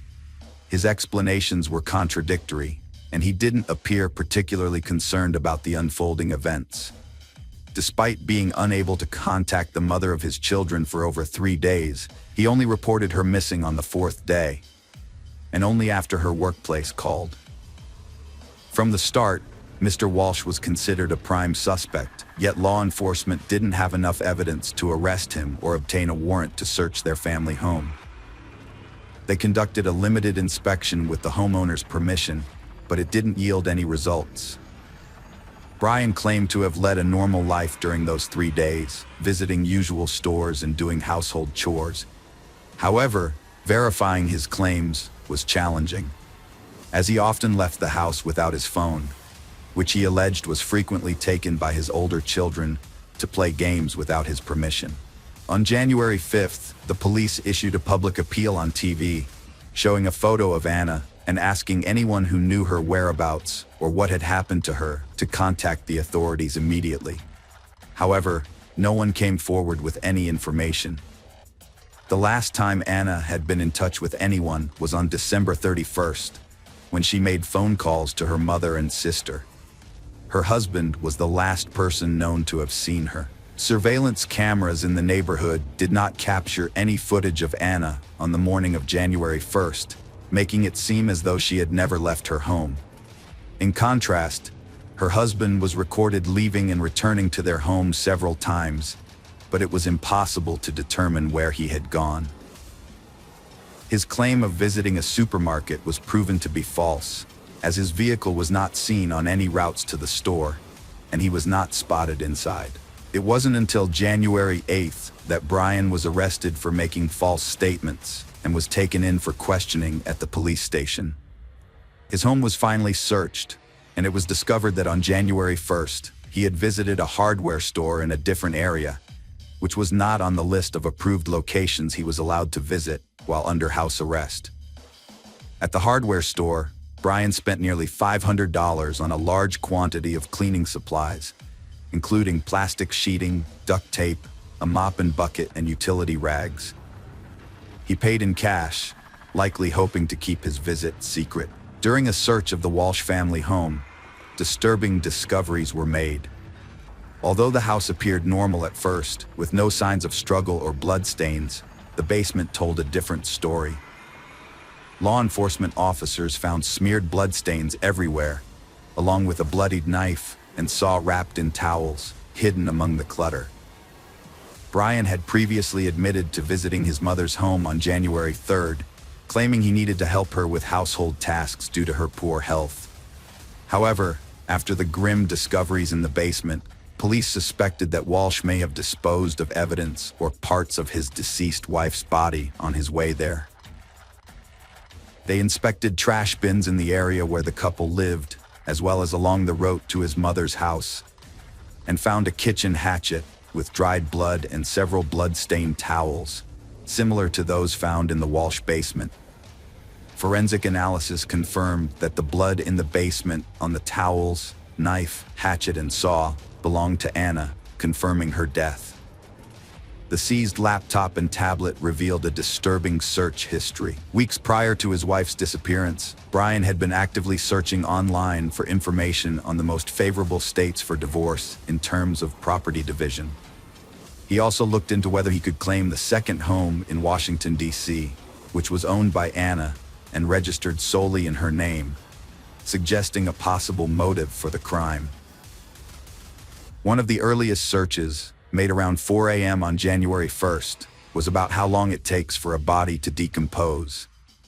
This was followed by nearly 24 searches on how to dispose of a body, including how to clean up blood traces, how to dismember a body, and whether a body could be identified if the teeth were removed. He also searched for information on how long DNA traces last, and whether a person could be charged with a crime if the body was never found. All of these searches were conducted on his young child's tablet. By January 3rd, Brian's searches had shifted to inheritance, as he looked into how and when someone can inherit the property of a person who has disappeared. This suggests that he was confident he would avoid punishment and was preparing to claim the inheritance. On January 18th, Brian was officially accused of murdering his wife, even though her body or remains had not been discovered. Prosecutors allege that on New Year's Day, Brian intentionally or accidentally killed his wife, then decided to get rid of her body by dismembering it in their home's basement. He allegedly put the body parts in plastic bags and threw them away in trash cans located in different areas of the city. The area surrounding the Walsh home, as well as nearby empty lands, wooded areas, and bodies of water, were extensively searched for evidence, but nothing was found. The defendant, Brian Walsh, has pleaded not guilty and is refusing to reveal what happened to Anna's body.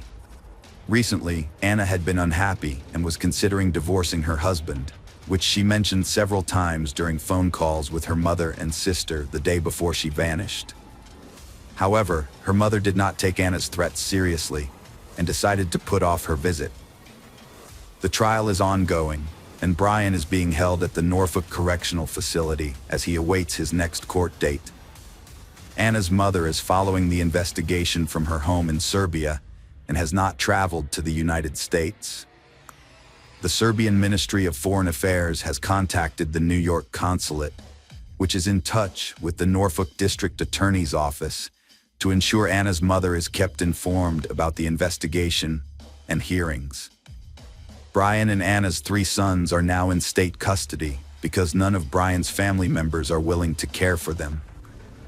They cite Anna's mother's age and poor health, and her sister, who lives in Canada, has also declined to take in her nephews. The only person willing to take the boys in is Pamela Bond, a close friend of Anna's, who prefers this to them being separated and placed in different foster homes. Friends, welcome to our channel. Today we're going to take a look at another horrible case with you. The case of Sydney Loof. Sydney Irene Loof was born on August 21, 1993 in Broken Bow, Nebraska, to George and Susan Loof. She spent her childhood in Arcadia with her parents until 2000, when the family moved to Ney, where her mother worked as a special education teacher and her father was the school principal.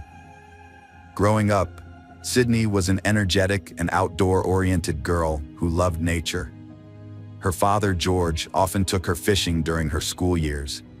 She was also involved in sports, playing basketball and golf, where she showed promise.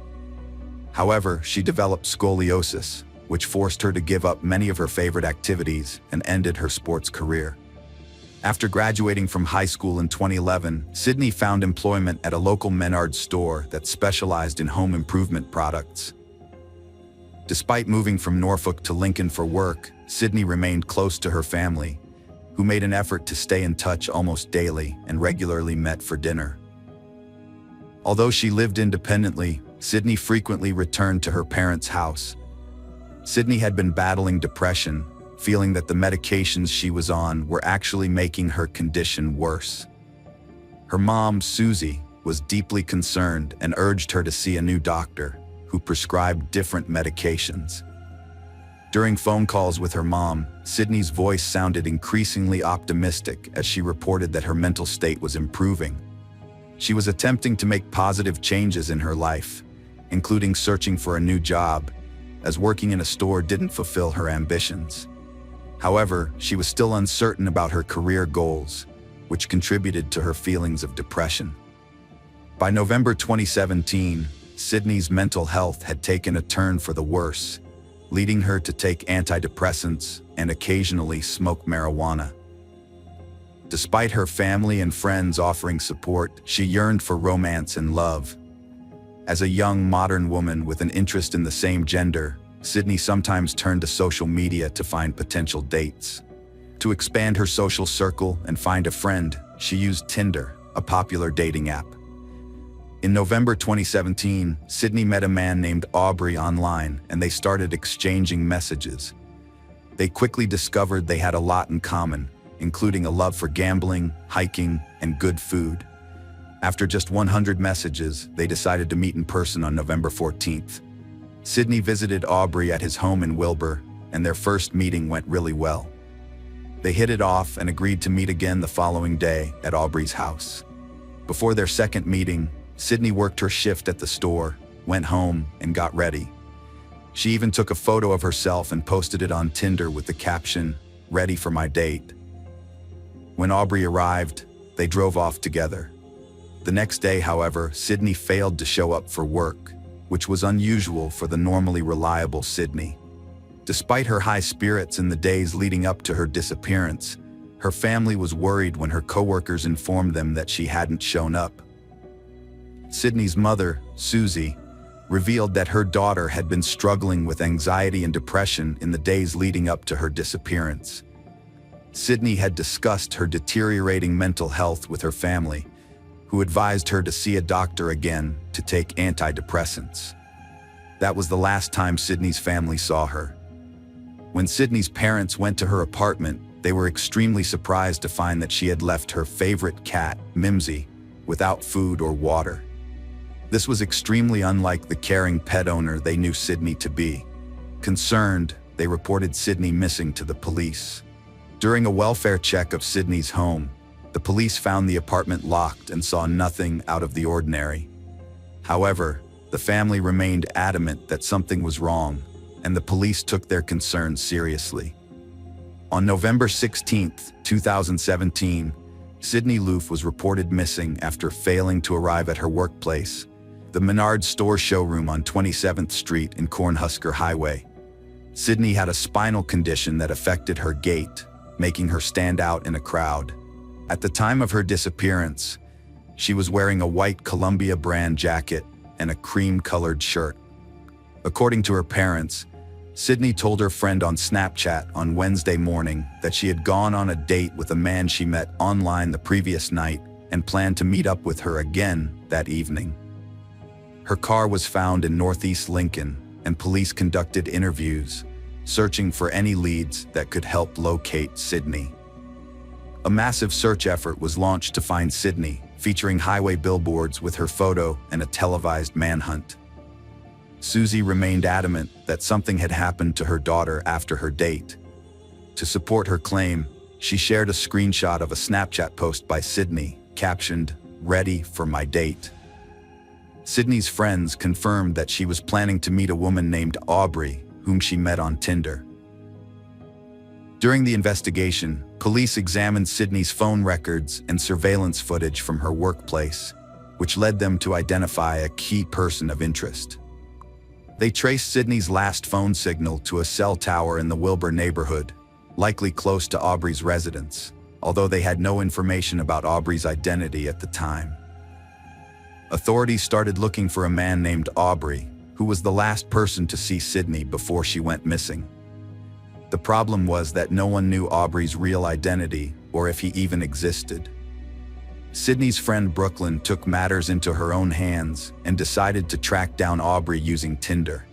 She downloaded the app, found Aubrey's profile, and exchanged phone numbers with him.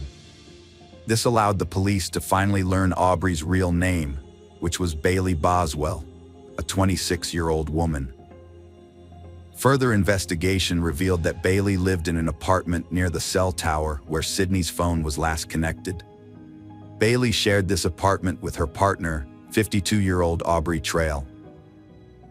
Bailey Boswell, from a normal and wholesome family in Lyons, Iowa, grew up as a friendly and successful student who excelled in basketball and running. However, following her father's death, her life took a downward turn. She started keeping bad company and got involved with alcohol and illicit drugs. On a dating website, Bailey met Aubrey Trail, a man with a history of fraud, issuing fraudulent checks and theft. Aubrey had created a cult where he referred to himself as the Vampire Daddy and paid women $200 weekly to follow his unusual rules. At the time of Sydney's disappearance, Aubrey and Bailey faced a court order to pay over $40,000 in fraud reparations and had multiple misdemeanors against them. On November 19, 2017, they went into hiding. When police searched their apartment, they found that some walls had been scrubbed with bleach, which a neighbor confirmed. After a few days, the police located Aubrey and Bailey at a hotel in Branson, Missouri, and took them into custody a few weeks after Sydney's disappearance was reported.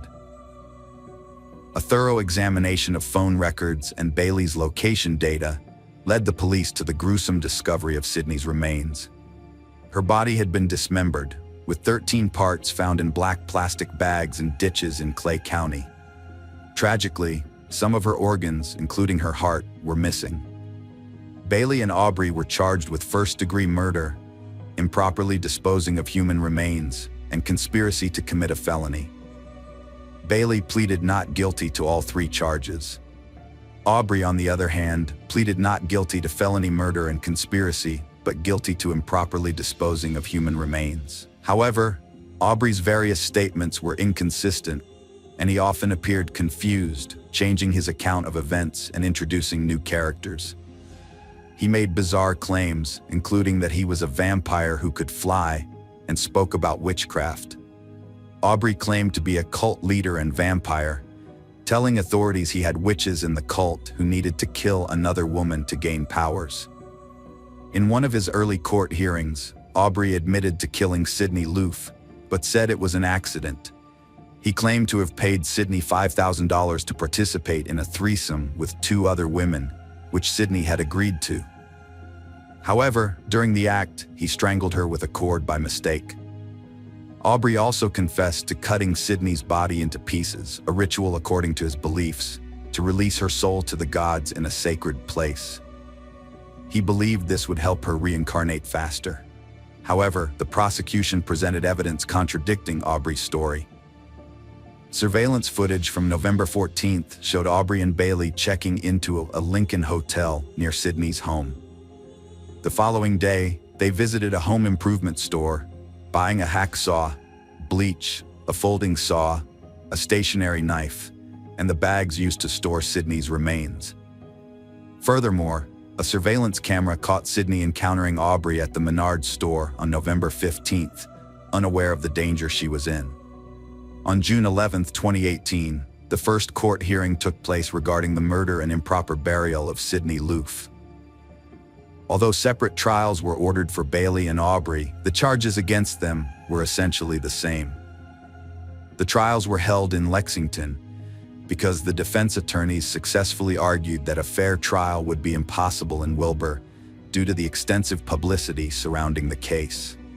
The prosecution's case rested on the argument that Sydney's death was a premeditated murder, as evidenced by the fact that she was strangled and that the crime was carefully planned and executed. The jury listened to 3 other women who had previously dated Aubrey and Bailey, all of whom they met through Tinder. Each of these women had been intimate with Bailey and had also been involved with Aubrey. One of them shared that she had even gone on a trip with them after they met, during which Aubrey gave her $200 a week and invited her to join his group, which he called Witches, telling her that she would have to torture and kill someone to become a member. Another woman testified that Bailey had discussed breaking her fingers and dissecting a body in detail, revealing her fascination with torture. The prosecution pieced together the events of the fateful evening of November 15, 2017. Sydney had arranged to meet a woman she had known for a couple of days, with whom she had been chatting on Tinder. Bailey picked Sydney up from her apartment, and they drove around in his car. The car eventually stopped at Bailey's house, where Sydney was coaxed into the apartment. Once inside, Bailey and Aubrey attacked her, strangling her with an extension cord on the living room floor. Afterwards, Bailey and Aubrey meticulously cleaned the apartment, which the prosecution argued was a premeditated act. The next day, November 16th, they dismembered Sydney's body and dumped her remains in Clay County. The court heard testimony from Jennifer, the landlord, who stated on November 16th, she drove into the garage and immediately noticed a strong chlorine smell that intensified when she entered the house. The medical examiner testified that Sydney's death was ruled a homicide by asphyxiation. Toxicology reports showed that Sydney had antidepressants in her system at the time of death.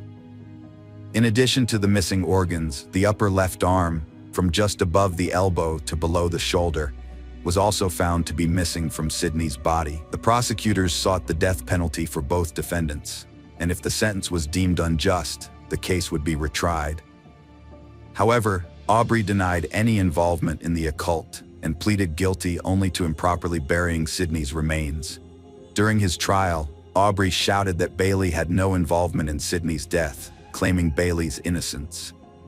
In a dramatic turn, Aubrey then slashed his throat 3 times with a razor blade but survived and was detained until he made a full recovery.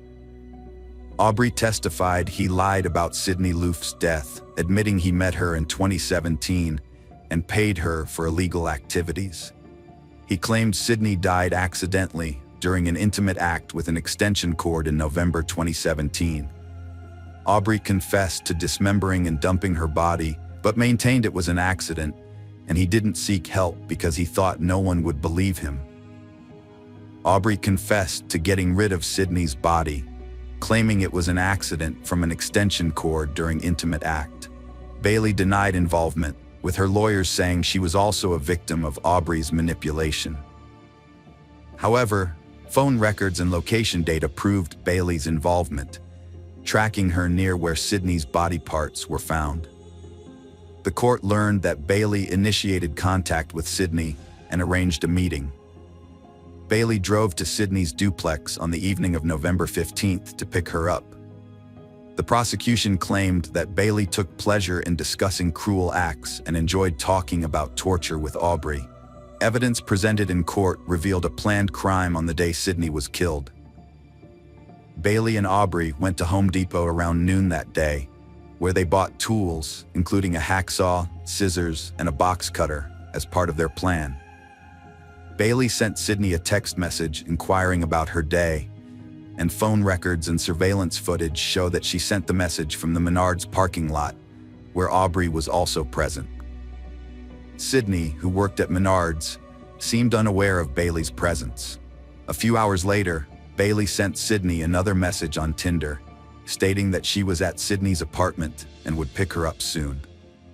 However, phone records indicate that instead of going on a date as Sydney believed, Bailey and Aubrey went to the apartment where they lived. Bailey's attorney, Todd Lancaster, argued that the evidence only showed that Bailey was guilty of aiding and abetting the improper disposal of Sydney's body by buying bleach in garbage bags. On November 8, 2021, Bailey Boswell received a life sentence. The Loof family had waited 3 long years, grieving and yearning for their Sydney, anticipating a verdict that would bring them solace. Prior to this, on July 11, 2019, a jury took less than 3 hours to convict Aubrey Trail of premeditated conspiracy to commit first-degree murder and improper burial of human remains. A 3-judge panel described his crime as cold and calculated. In the trial's second phase, determining whether he should face execution, county prosecutors secured the death penalty for Aubrey Trail, fulfilling their promise. Consequently, on June 9, 2021, Aubrey Trail was put to death by lethal injection. Aubrey Trail, the con artist accused of brutally murdering Nebraska woman Sydney Loof, allegedly deceived his cult followers by claiming to be a flying mind-reading vampire with a coven of 12 witches. He claimed these witches gained their powers by killing people.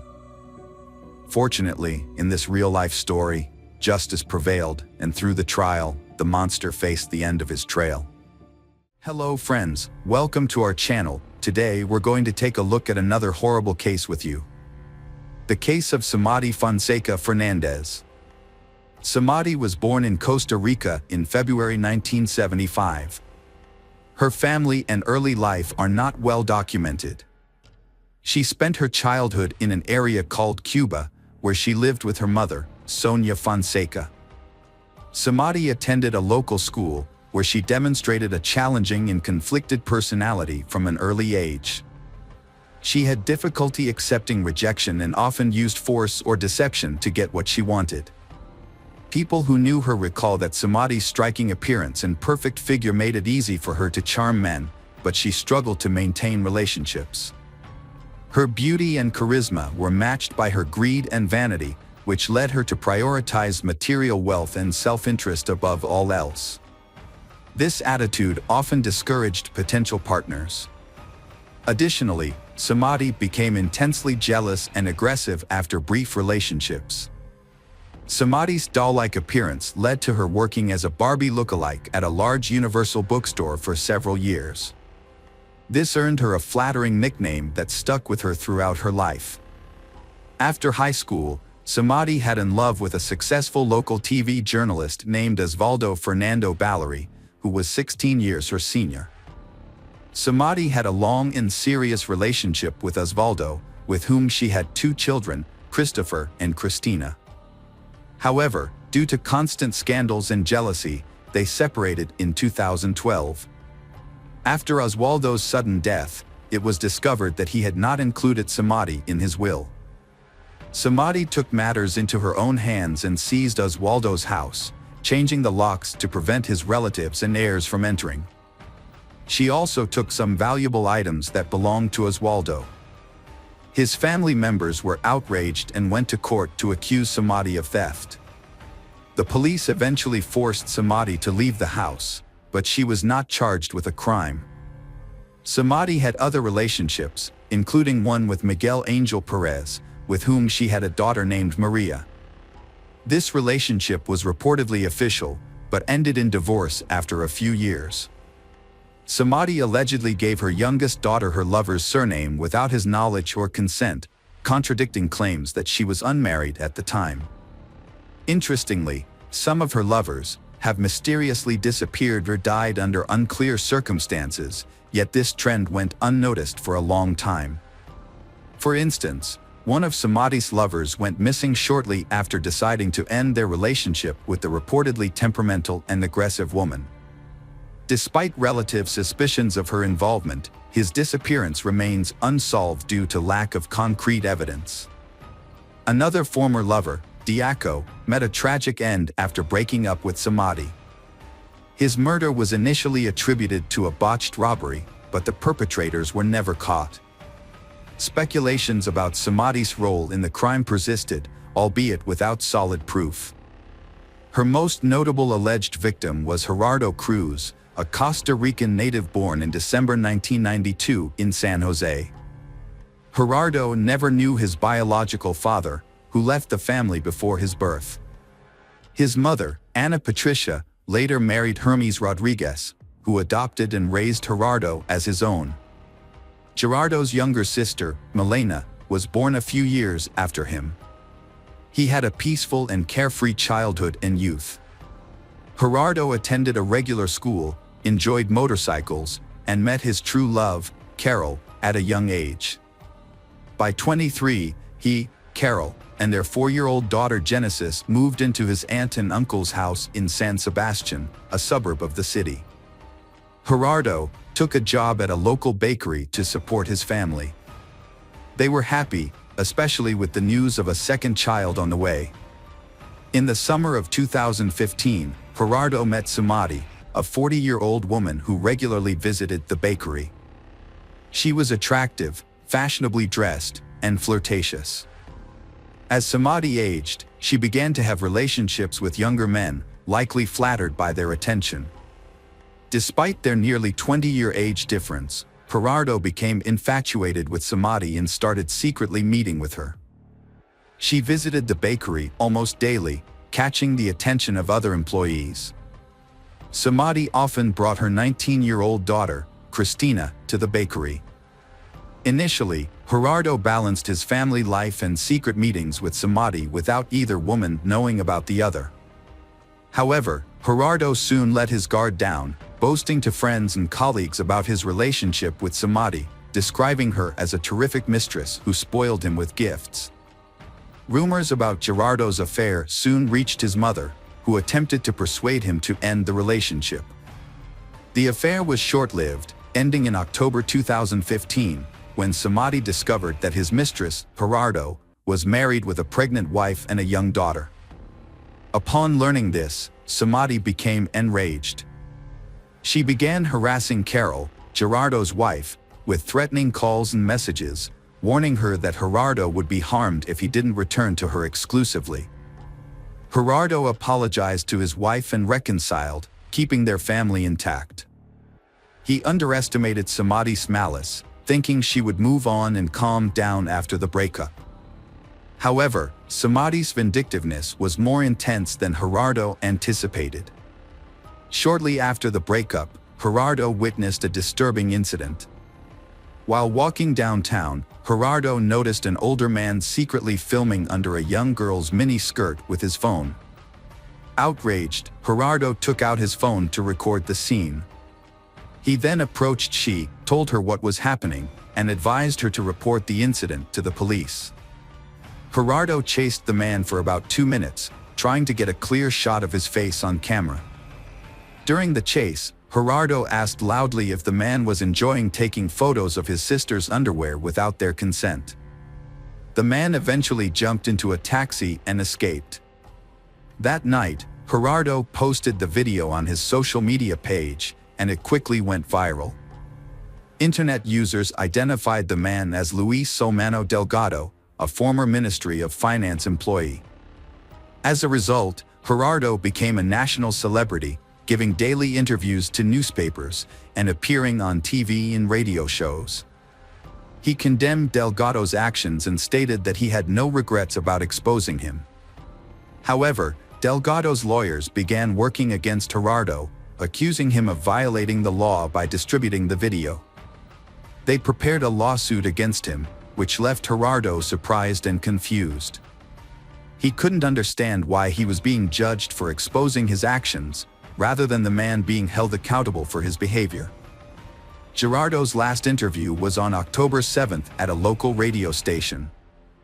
Feeling confident and believing he had nothing to hide, he spoke openly. The following day, Gerardo had plans to meet his friend Oswald after work, but he suddenly canceled, citing an unexpected emergency. It was later revealed that he had received a message from Samadhi, luring him to the park that evening under the pretext of another interview. Gerardo had no reason to suspect anything was amiss and trusted his former lover. After finishing work, he went to the agreed meeting point, but instead of journalists, 2 unknown men were waiting.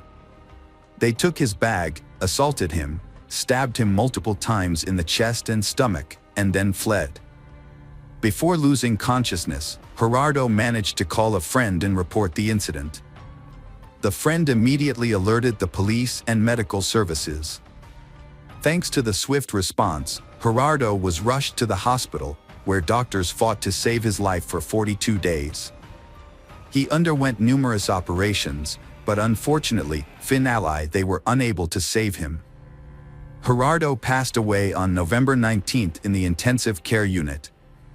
Initially, multiple theories emerged about the crime.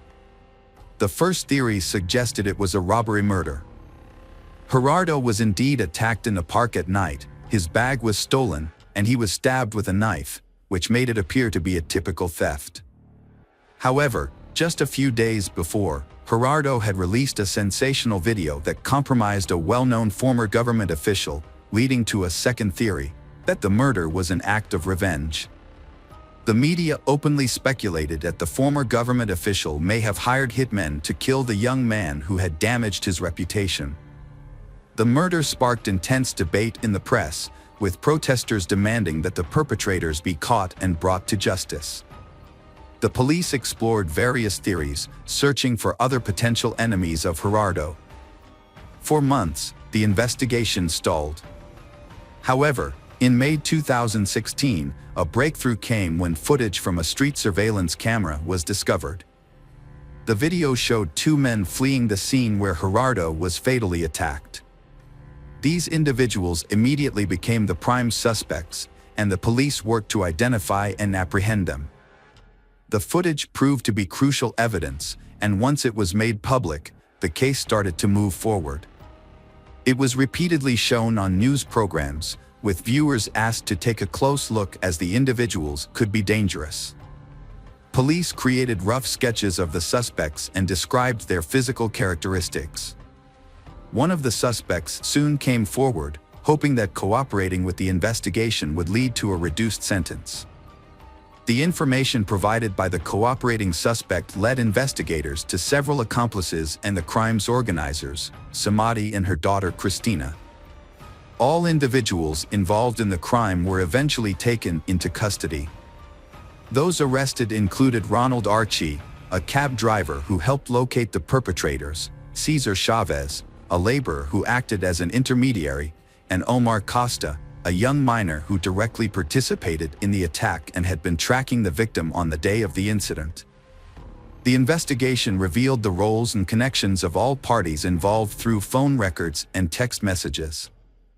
Samadhi, who had meticulously planned the crime, had enlisted the help of her daughter Christina.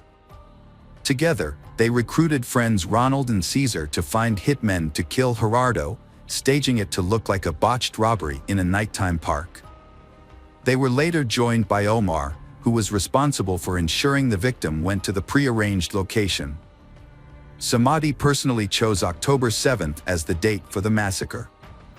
On that day, she was in frequent contact with all parties involved, assigning roles and verifying that everyone adhered to the plan. Gerardo was attacked, stabbed multiple times, and robbed of his bag and jacket. These stolen items were later given to the police as evidence. The primary evidence against Samadhi was a series of text messages detailing the murder plan and each participant's role. Samadhi was so confident she wouldn't get caught that she didn't bother deleting the incriminating messages. Her motive for the crime was jealousy. She didn't want to share her lover with his wife. If she couldn't have him, no one would.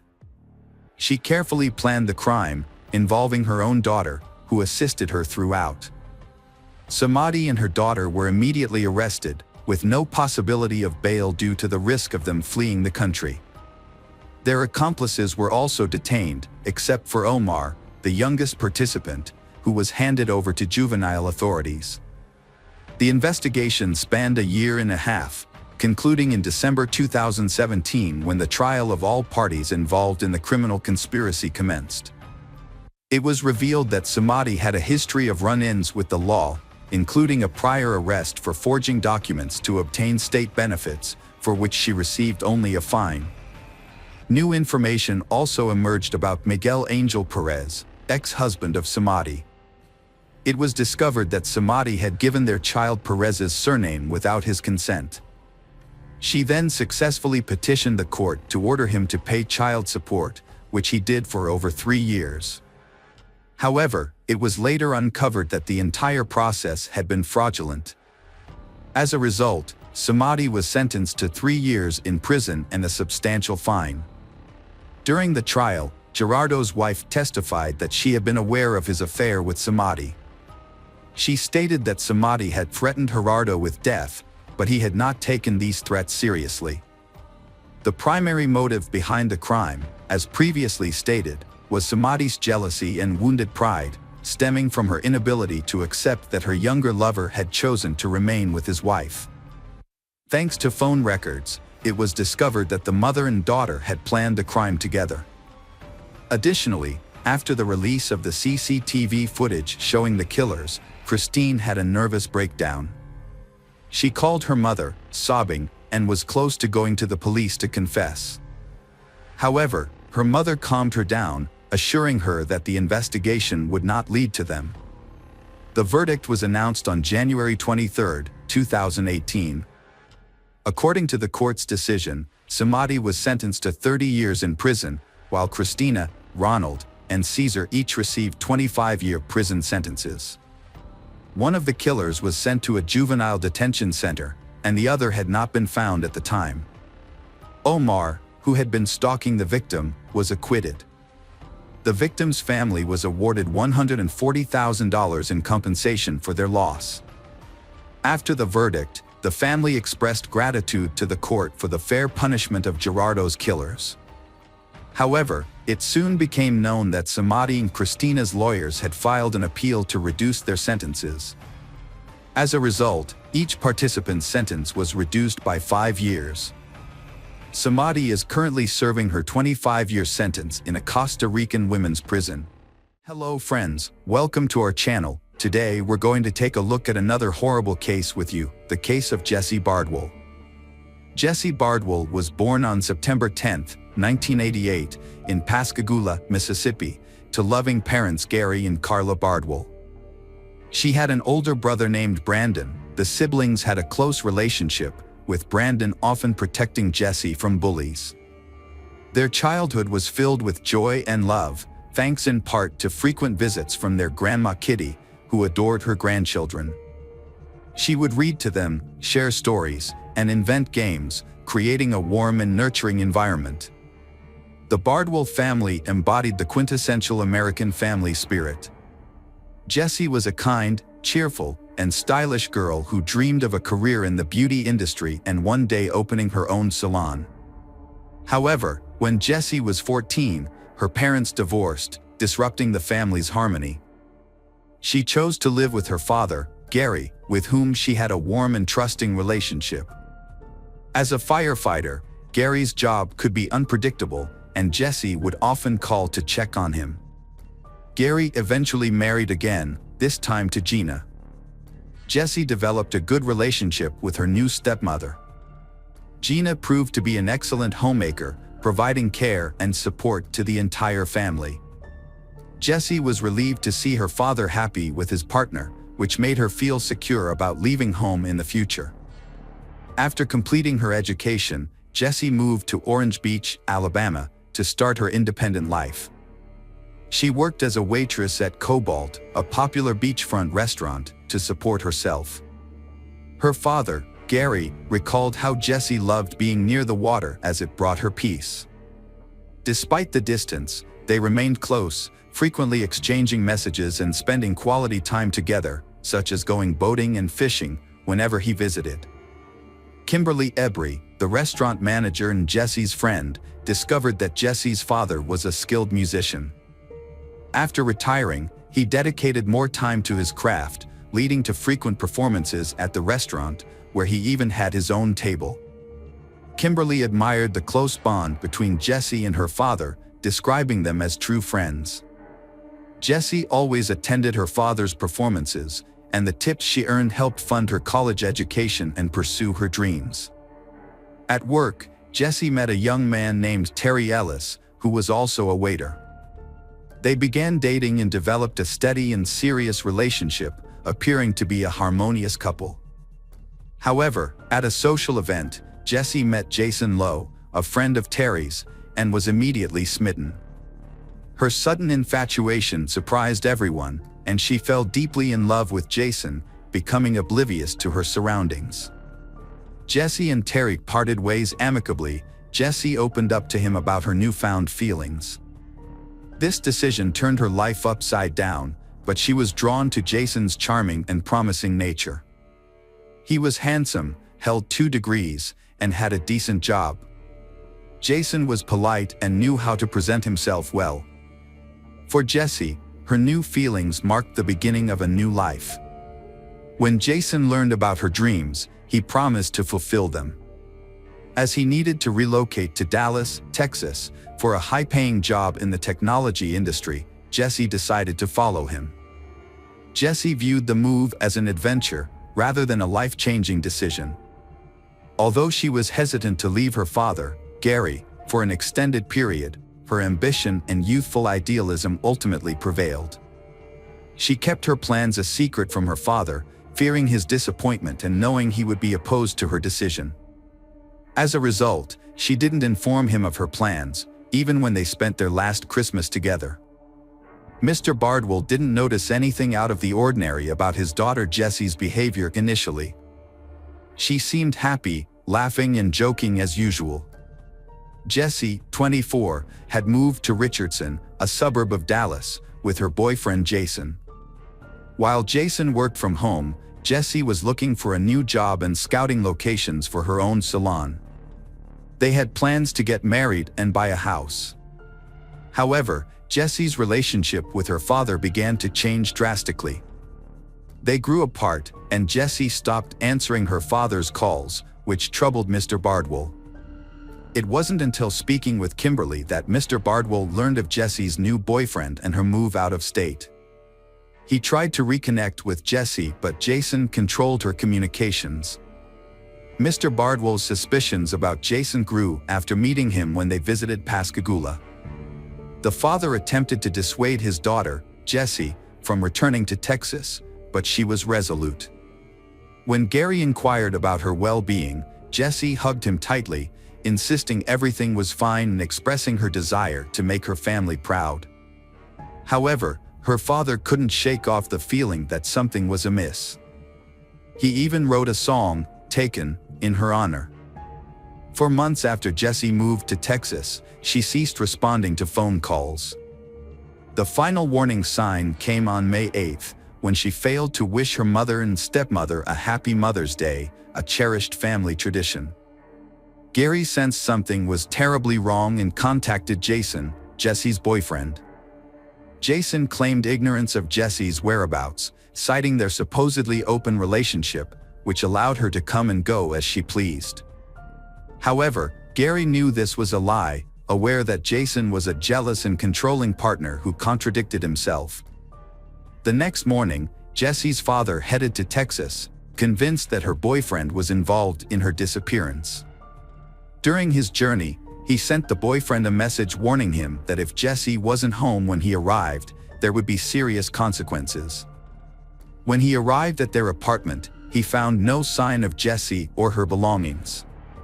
Despite this, the boyfriend claimed he had no idea where she was and was waiting for her to return. Later, Kimberly shared some information that Jessie had confided in her during a rare heart-to-heart conversation. It turned out that Jason had been spending money on banned substances and entertainment, and his promises to fulfill Jessie's dreams had largely evaporated. The boyfriend had been pretending to be someone he wasn't, and this was also reflected in how he treated Jessie. While their relationship appeared fine in public, Jason was often rude and aggressive in private, leading to frequent conflicts. With Jessie missing, her father filed a missing person report with the Richardson police. The investigation was led by Detective Hiram Hale, a father of 3 daughters who was determined to uncover the truth. The police took immediate action, speaking with the boyfriend several times and searching the house, but they found no sign of Jessie. During the conversation, the young man, Jason, mentioned that he last saw Jessie on May 8 around 10 a.m. She left without explanation, and he thought she might be visiting her parents. He claimed that she drove away in her Acura car. Jason maintained that their relationship was casual and that he didn't control her or pry into her personal life. However, investigators discovered information that contradicted his statements.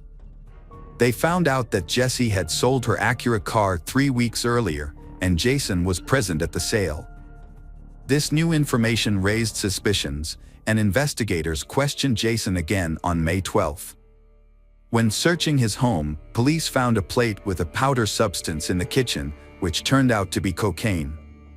The investigation then shifted to Jason's garage and the vehicle inside. At first, Jason was unwilling to permit the search, stating that he shared the garage with others and therefore required their consent. However, he eventually dropped his objections. Upon entering the garage, officers noticed a mud-splattered Audi with a detached bumper.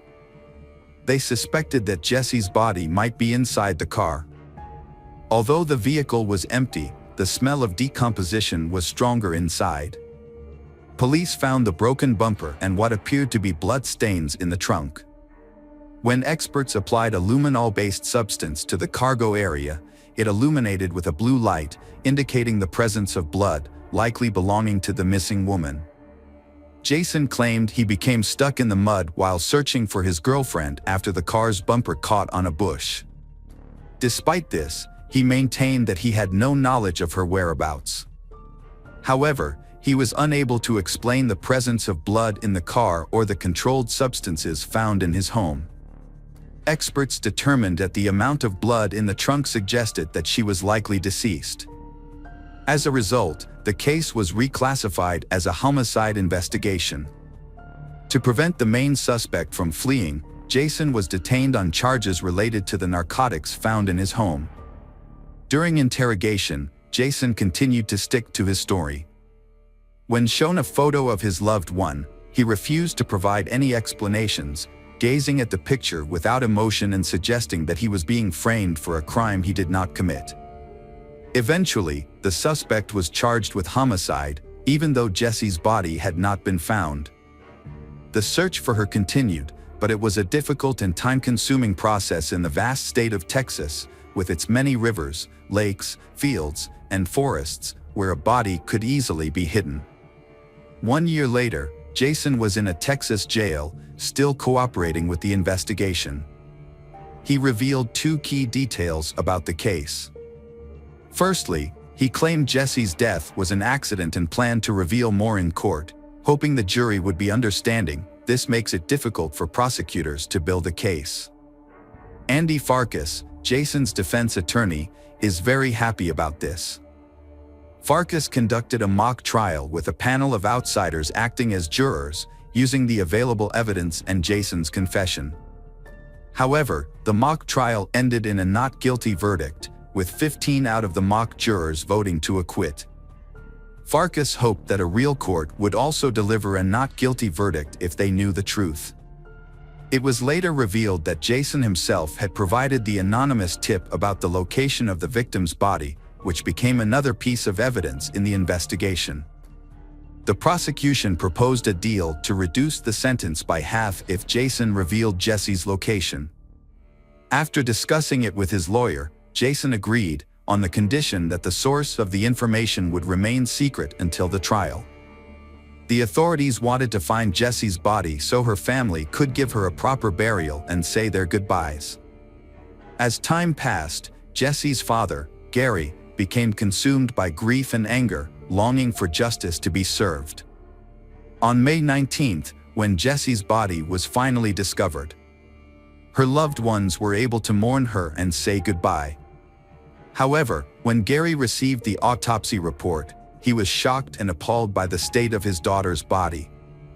She had been wrapped in a sheet and was barely recognizable as a human being, having been discarded like trash. Gary arranged for his daughter's body to be returned to her hometown with the help of his friends and former colleagues, who hired a funeral hearse to transport her. Jesse's family, friends, and acquaintances held a memorial service for her on the beach, where they prayed for her to be found and for justice for her suffering. About 1,000 people attended a memorial service at the First United Methodist Church to honor the victim. The victim's grandmother, Kitty Bardwell, spoke emotionally, saying that if the town could be cleansed by the tears shed for her granddaughter, it would be truly clean. The tragedy drew widespread attention, with many offering condolences to the family and coming forward to support them. Gary found a unique way to cope with his emotions. Gary printed a photo of Jason, attached it to a stump, and hit it with a 12-pound sledgehammer. This unusual form of therapy brought him some small sense of relief. However, Gary continued to struggle, often finding it hard to get out of bed in the morning. He held on to the hope that Jason would be tried and convicted for murdering his daughter. Gary blamed himself for not doing more to protect Jesse, wishing he had convinced her to leave Jason or at least break up with him. Gary remembered a phone call from Jesse, where she admitted he was right about Jason after they had argued and he had kicked her out. She had found temporary shelter with a friend but returned to Jason the next day, giving him another chance. Gary had no choice but to accept his daughter's decision, a choice that would later fill him with regret. When the trial finally began, Gary traveled to Texas, determined to see Jason punished for his crime. Prosecutor Cynthia Walker started her opening statement by describing Jason's personality. Many people saw him as complex and difficult to get along with, and he had few friends because of his long history of substance abuse, which often led to uncontrollable outbursts of anger. It's possible that Jesse was a victim of one of these outbursts. Prosecutor Weswin called some of Jason's former girlfriends to testify. They supported the prosecution's claims about Jason's aggressive behavior, saying they had feared for their lives because of his violent jealousy. Like Jesse, they had been isolated from their friends and family by Jason, who showed clear signs of being manipulative and a pathological liar.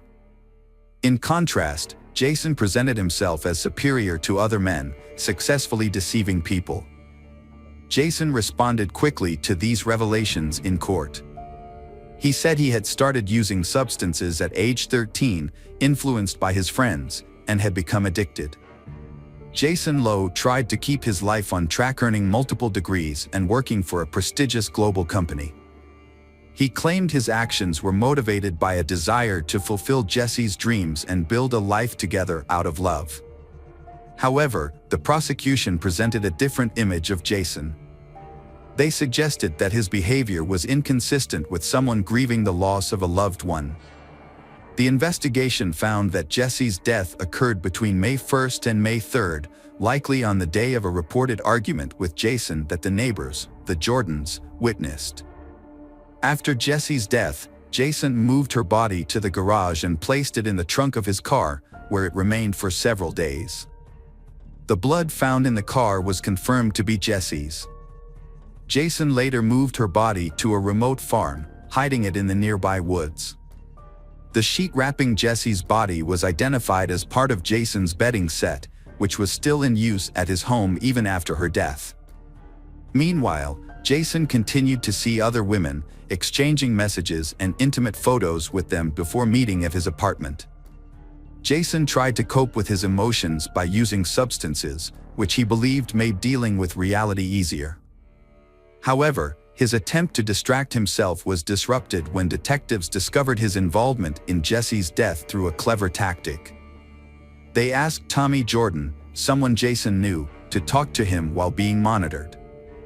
During this conversation, Jason admitted to making a mistake and feeling guilty about an accident that happened with Jesse, which he attributed to his own negligence.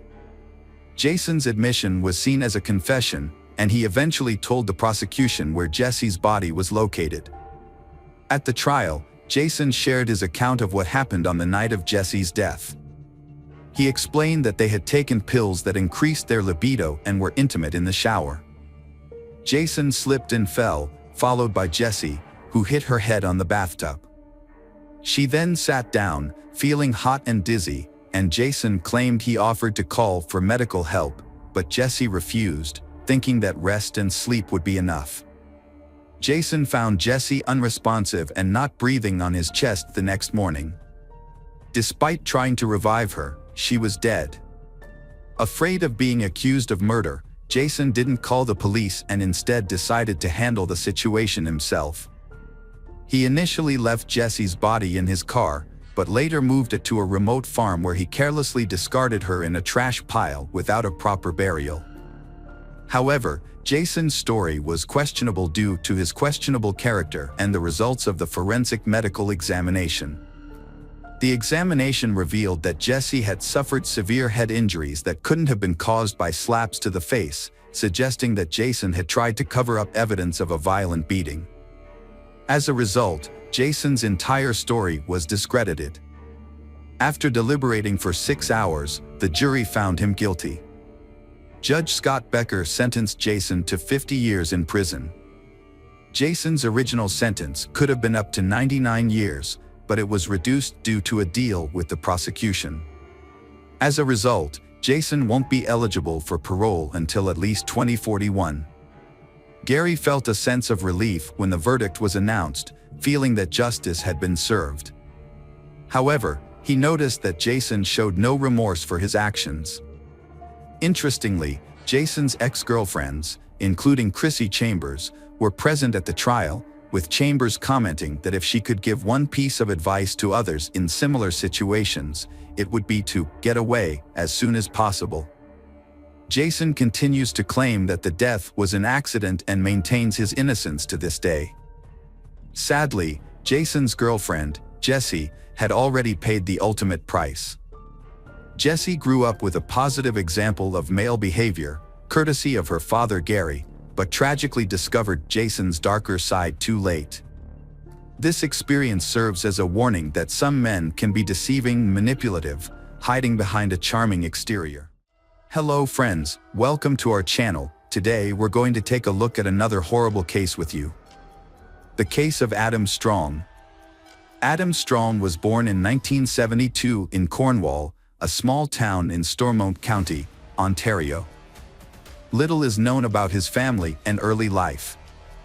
He remained single and childless, working as a gas station attendant and a security guard on film sets. Those who knew him described Adam as quirky and eccentric, often coming across as superior to others. He enjoyed debating and arguing to prove his point, but was not typically confrontational. A review of his social media profiles revealed Adam's interest in BDSM practices, which he openly discussed and shared photos and videos about. Although he never had a long-term partner, some former partners accused him of being a sadist who subjected them to physical and emotional abuse, leading to the end of their relationships. Adam also had a peculiar hobby of writing reviews of adult films and magazines. It appeared that watching such content was a significant part of his free time. Despite his unusual interests, Adam presented himself as a calm and composed individual, showing no outward signs of a troubled or criminal nature. The story took an unexpected turn 4 months later when at the end of December, when David Wood's family moved into the house at 19 McMillan Drive in Oshawa, they were immediately struck by a strange and unpleasant smell. Their downstairs neighbor, Adam Strong, a 45-year-old single man who lived in the other half of the house, reassured them that it was just a minor plumbing issue that he would fix within a few days. Although Adam was friendly and polite in his communication, there was something unsettling about him that put the Wood family on edge. When David's wife tried to welcome him with some homemade cookies, Adam wouldn't even let her into his apartment. Instead, he stepped out into the hallway, closing his door behind him. In that brief moment, David's wife caught a glimpse of Adam's living space, which was in disarray, and the smell inside was overpowering and foul. Adam borrowed cookies from his new neighbor and quickly left. Later, when they met in the yard, he apologized for not inviting her in, explaining that his apartment was a mess due to upcoming renovations. Despite his efforts to be polite, he seemed nervous. As the Wood family settled into their new home, they tried to ignore a persistent smell. However, on December 29th, they called a plumber to fix a sewer blockage, which had intensified the stench. The problem seemed minor, but what the workers found in the pipes shocked even experienced forensic experts. Plumber Sean Flynn and his partner began to clear the blockage in the Woods' apartment. Although they were accustomed to unpleasant odors, they were surprised by the terrible smell inside. They soon realized they needed to investigate further and descended to the apartment below, which belonged to a man named Adam. Adam reluctantly let the workers in, apologizing for the mess. The smell was even worse in his apartment, and when the plumbers reached the source of the blockage, the stench became unbearable. Sean, a seasoned plumber, had never encountered anything as foul-smelling as this in his years of practice. However, an even more disturbing discovery awaited him and his team when they decided to clear the pipe. Adam, already on edge, became increasingly agitated, refusing to step away and bombarding the workers with questions about their methods and estimated time of completion. He later claimed he was simply curious, having never witnessed this process before.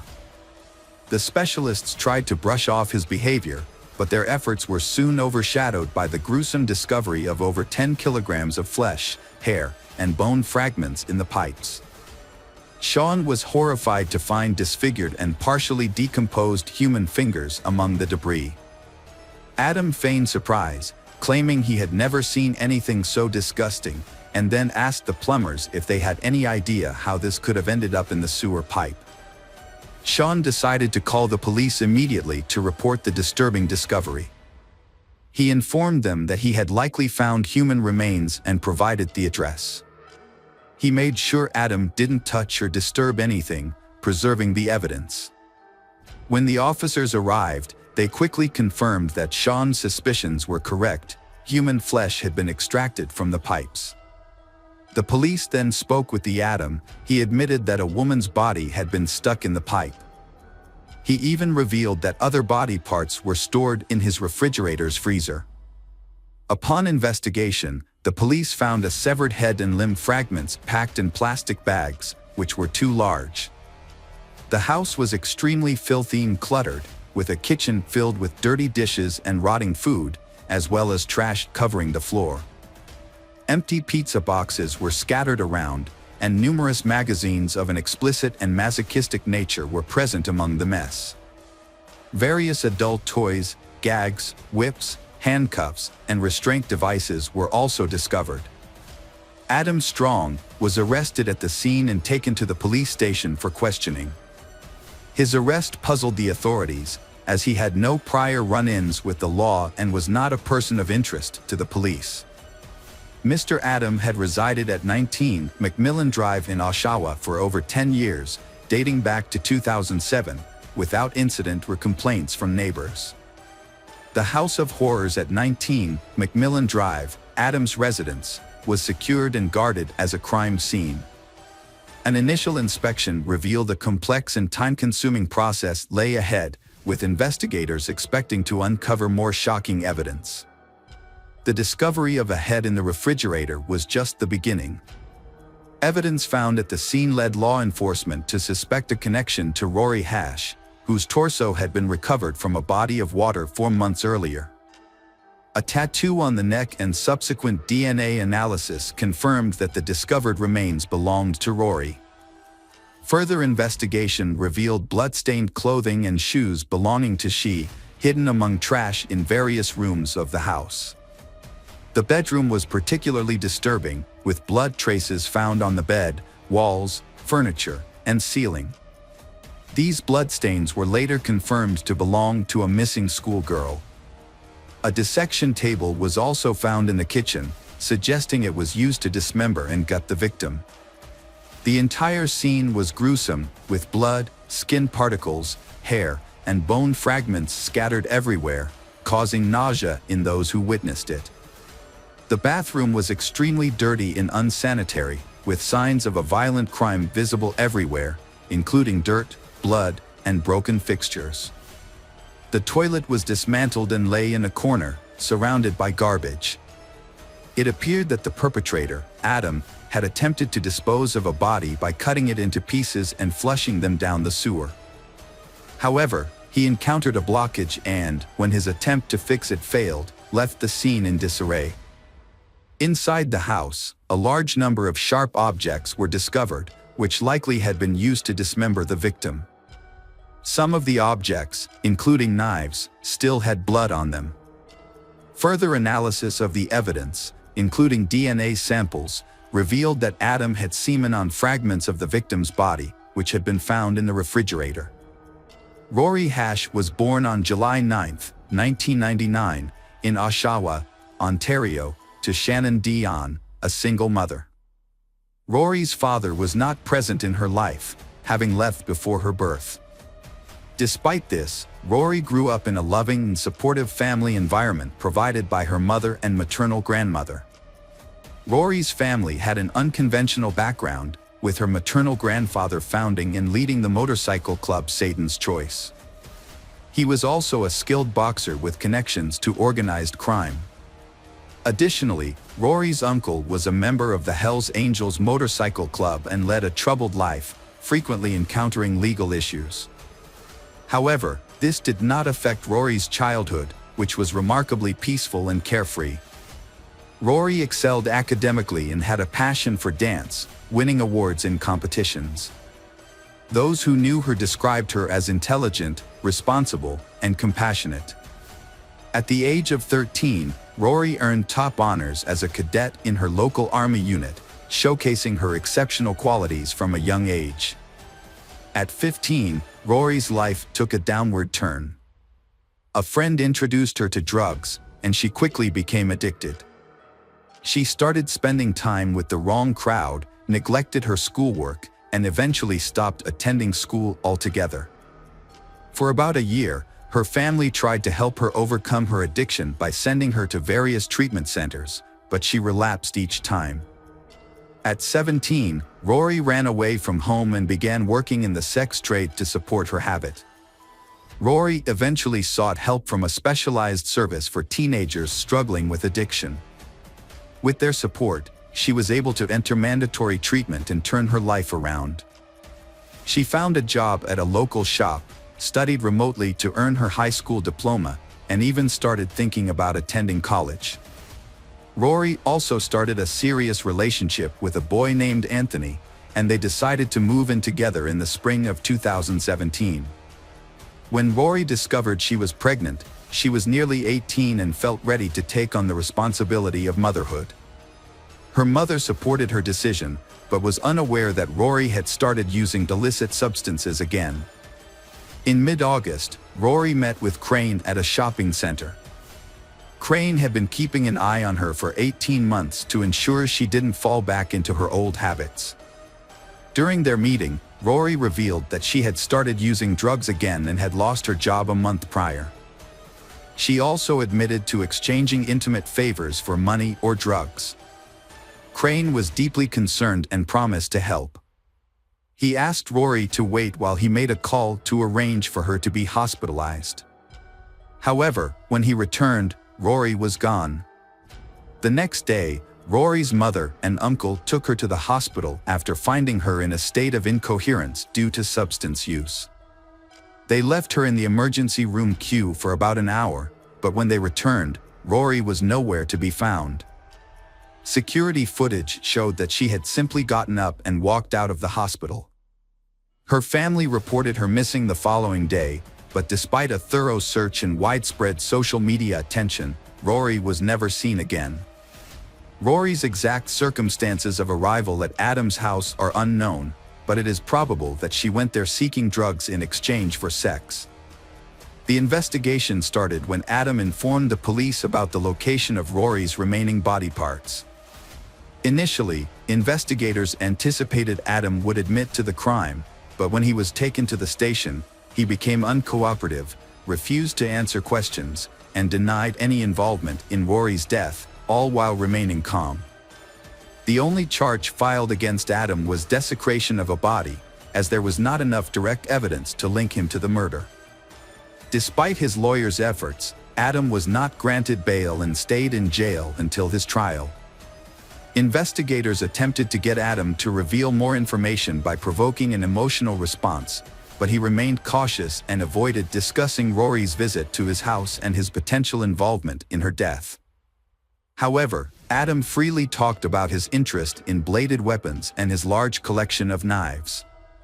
A search of Adam's house uncovered a significant piece of evidence, a dirty hunting knife hidden in a closet with dried skin fragments that appeared to be human. DNA testing revealed that the samples on the knife did not match Rory's, but belonged to someone else. It took several months to identify the person, but by July 2017, investigators had confirmed that the DNA on the knife belonged to Candace Fitzpatrick, she who had gone missing about 10 years earlier.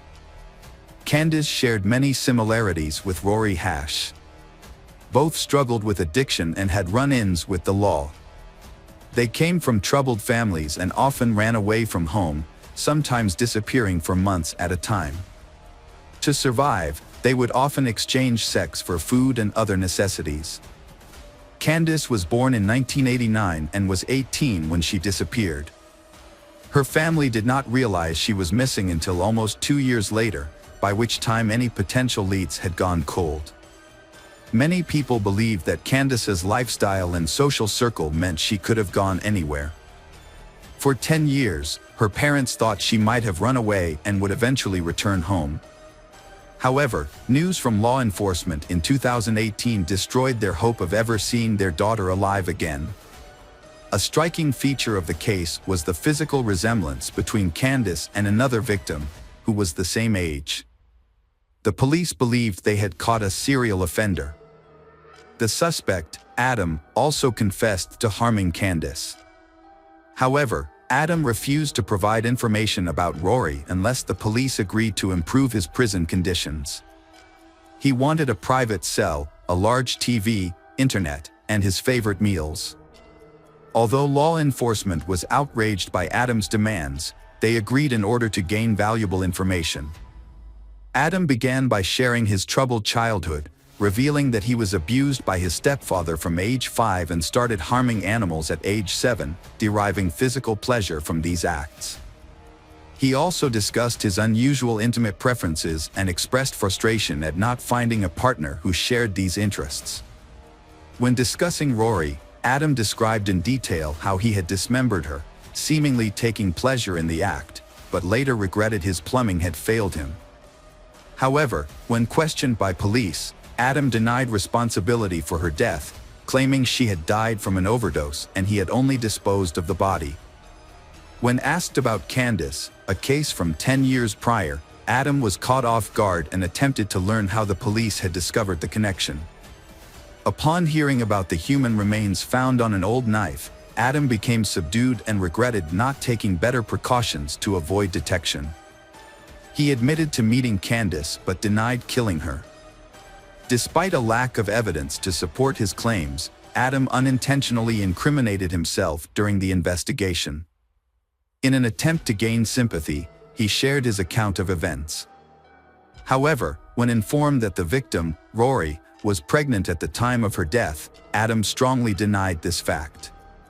The police noted that the pregnancy was in its early stages, and therefore not visibly apparent. Adam claimed that he would have noticed if she was pregnant, sparking a realization among the investigators that he would stop at nothing to argue his point. To uncover more information, the police told Adam that Rory was pregnant, which led him to attempt to prove the contrary. In his eagerness to refute this, he shared graphic details about how he had personally examined her body and held her reproductive organs in his hands. Adam's account was detailed and included his physical sensations, describing the flesh as soft and warm. At one point, he even mentioned feeling a pulse. These statements raised suspicions that Rory may have still been alive at the time. Unfortunately for Adam, his entire narrative was captured on camera, and his incriminating statements were presented as evidence in court. When confronted about his earlier statements, Adam tried to retract his previous admissions, but it was too late. The defendant, Adam Strong, refused to reveal what he had done with Candace's body, and despite extensive searches, her remains were never found. Investigators also failed to identify any other potential victims.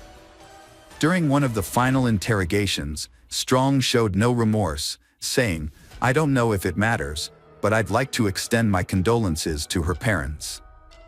During the trial, Strong's lawyers argued that he was mentally ill and therefore not responsible for his actions, claiming he needed medical treatment rather than punishment. However, the court had to decide whether he was sane and accountable for his crimes or if he should be committed to a psychiatric facility instead of serving time in prison. A psychiatric evaluation found that although Strong had certain mental health disorders, he was aware of his actions and could be held legally responsible. Strong's trial began in September 2020, 3 years after Rory's death and 12 years after Candace disappeared. He was charged with 2 counts of murder and desecration of Rory's remains.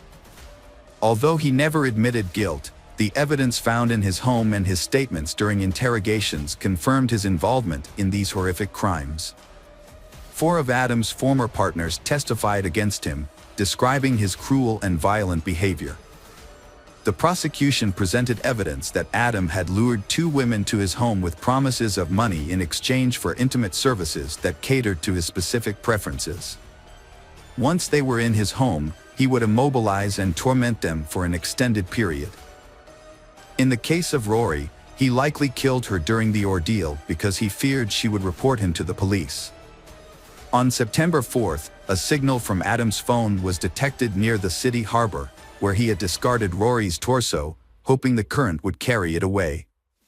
In April 2021, Adam Strong was found guilty of murdering Candace Fitzpatrick and Rory Hash, as well as desecrating Rory's remains. He was sentenced to life in prison without the possibility of parole. Adam showed little remorse, stating that his prison cell was an improvement over his previous living conditions. 6 months after his sentencing, Adam unexpectedly revealed the location of Candace's remains. Following his directions, the police conducted a months-long search that ultimately led to the discovery of human bones. DNA testing confirmed the skeleton's identity as young Candace Fitzpatrick, and this was officially announced. Investigators now strongly suspect that there may be at least one more female victim in the Adam case. During Adam's initial interrogation, his personal belongings were seized, including a chain with 3 rings. Adam asked for the chain's return, explaining that the rings held sentimental value and he didn't want to lose them. Relatives of Rory and Candace later identified 2 of the rings as belonging to their daughters, but the origin of the 3rd ring remains unknown.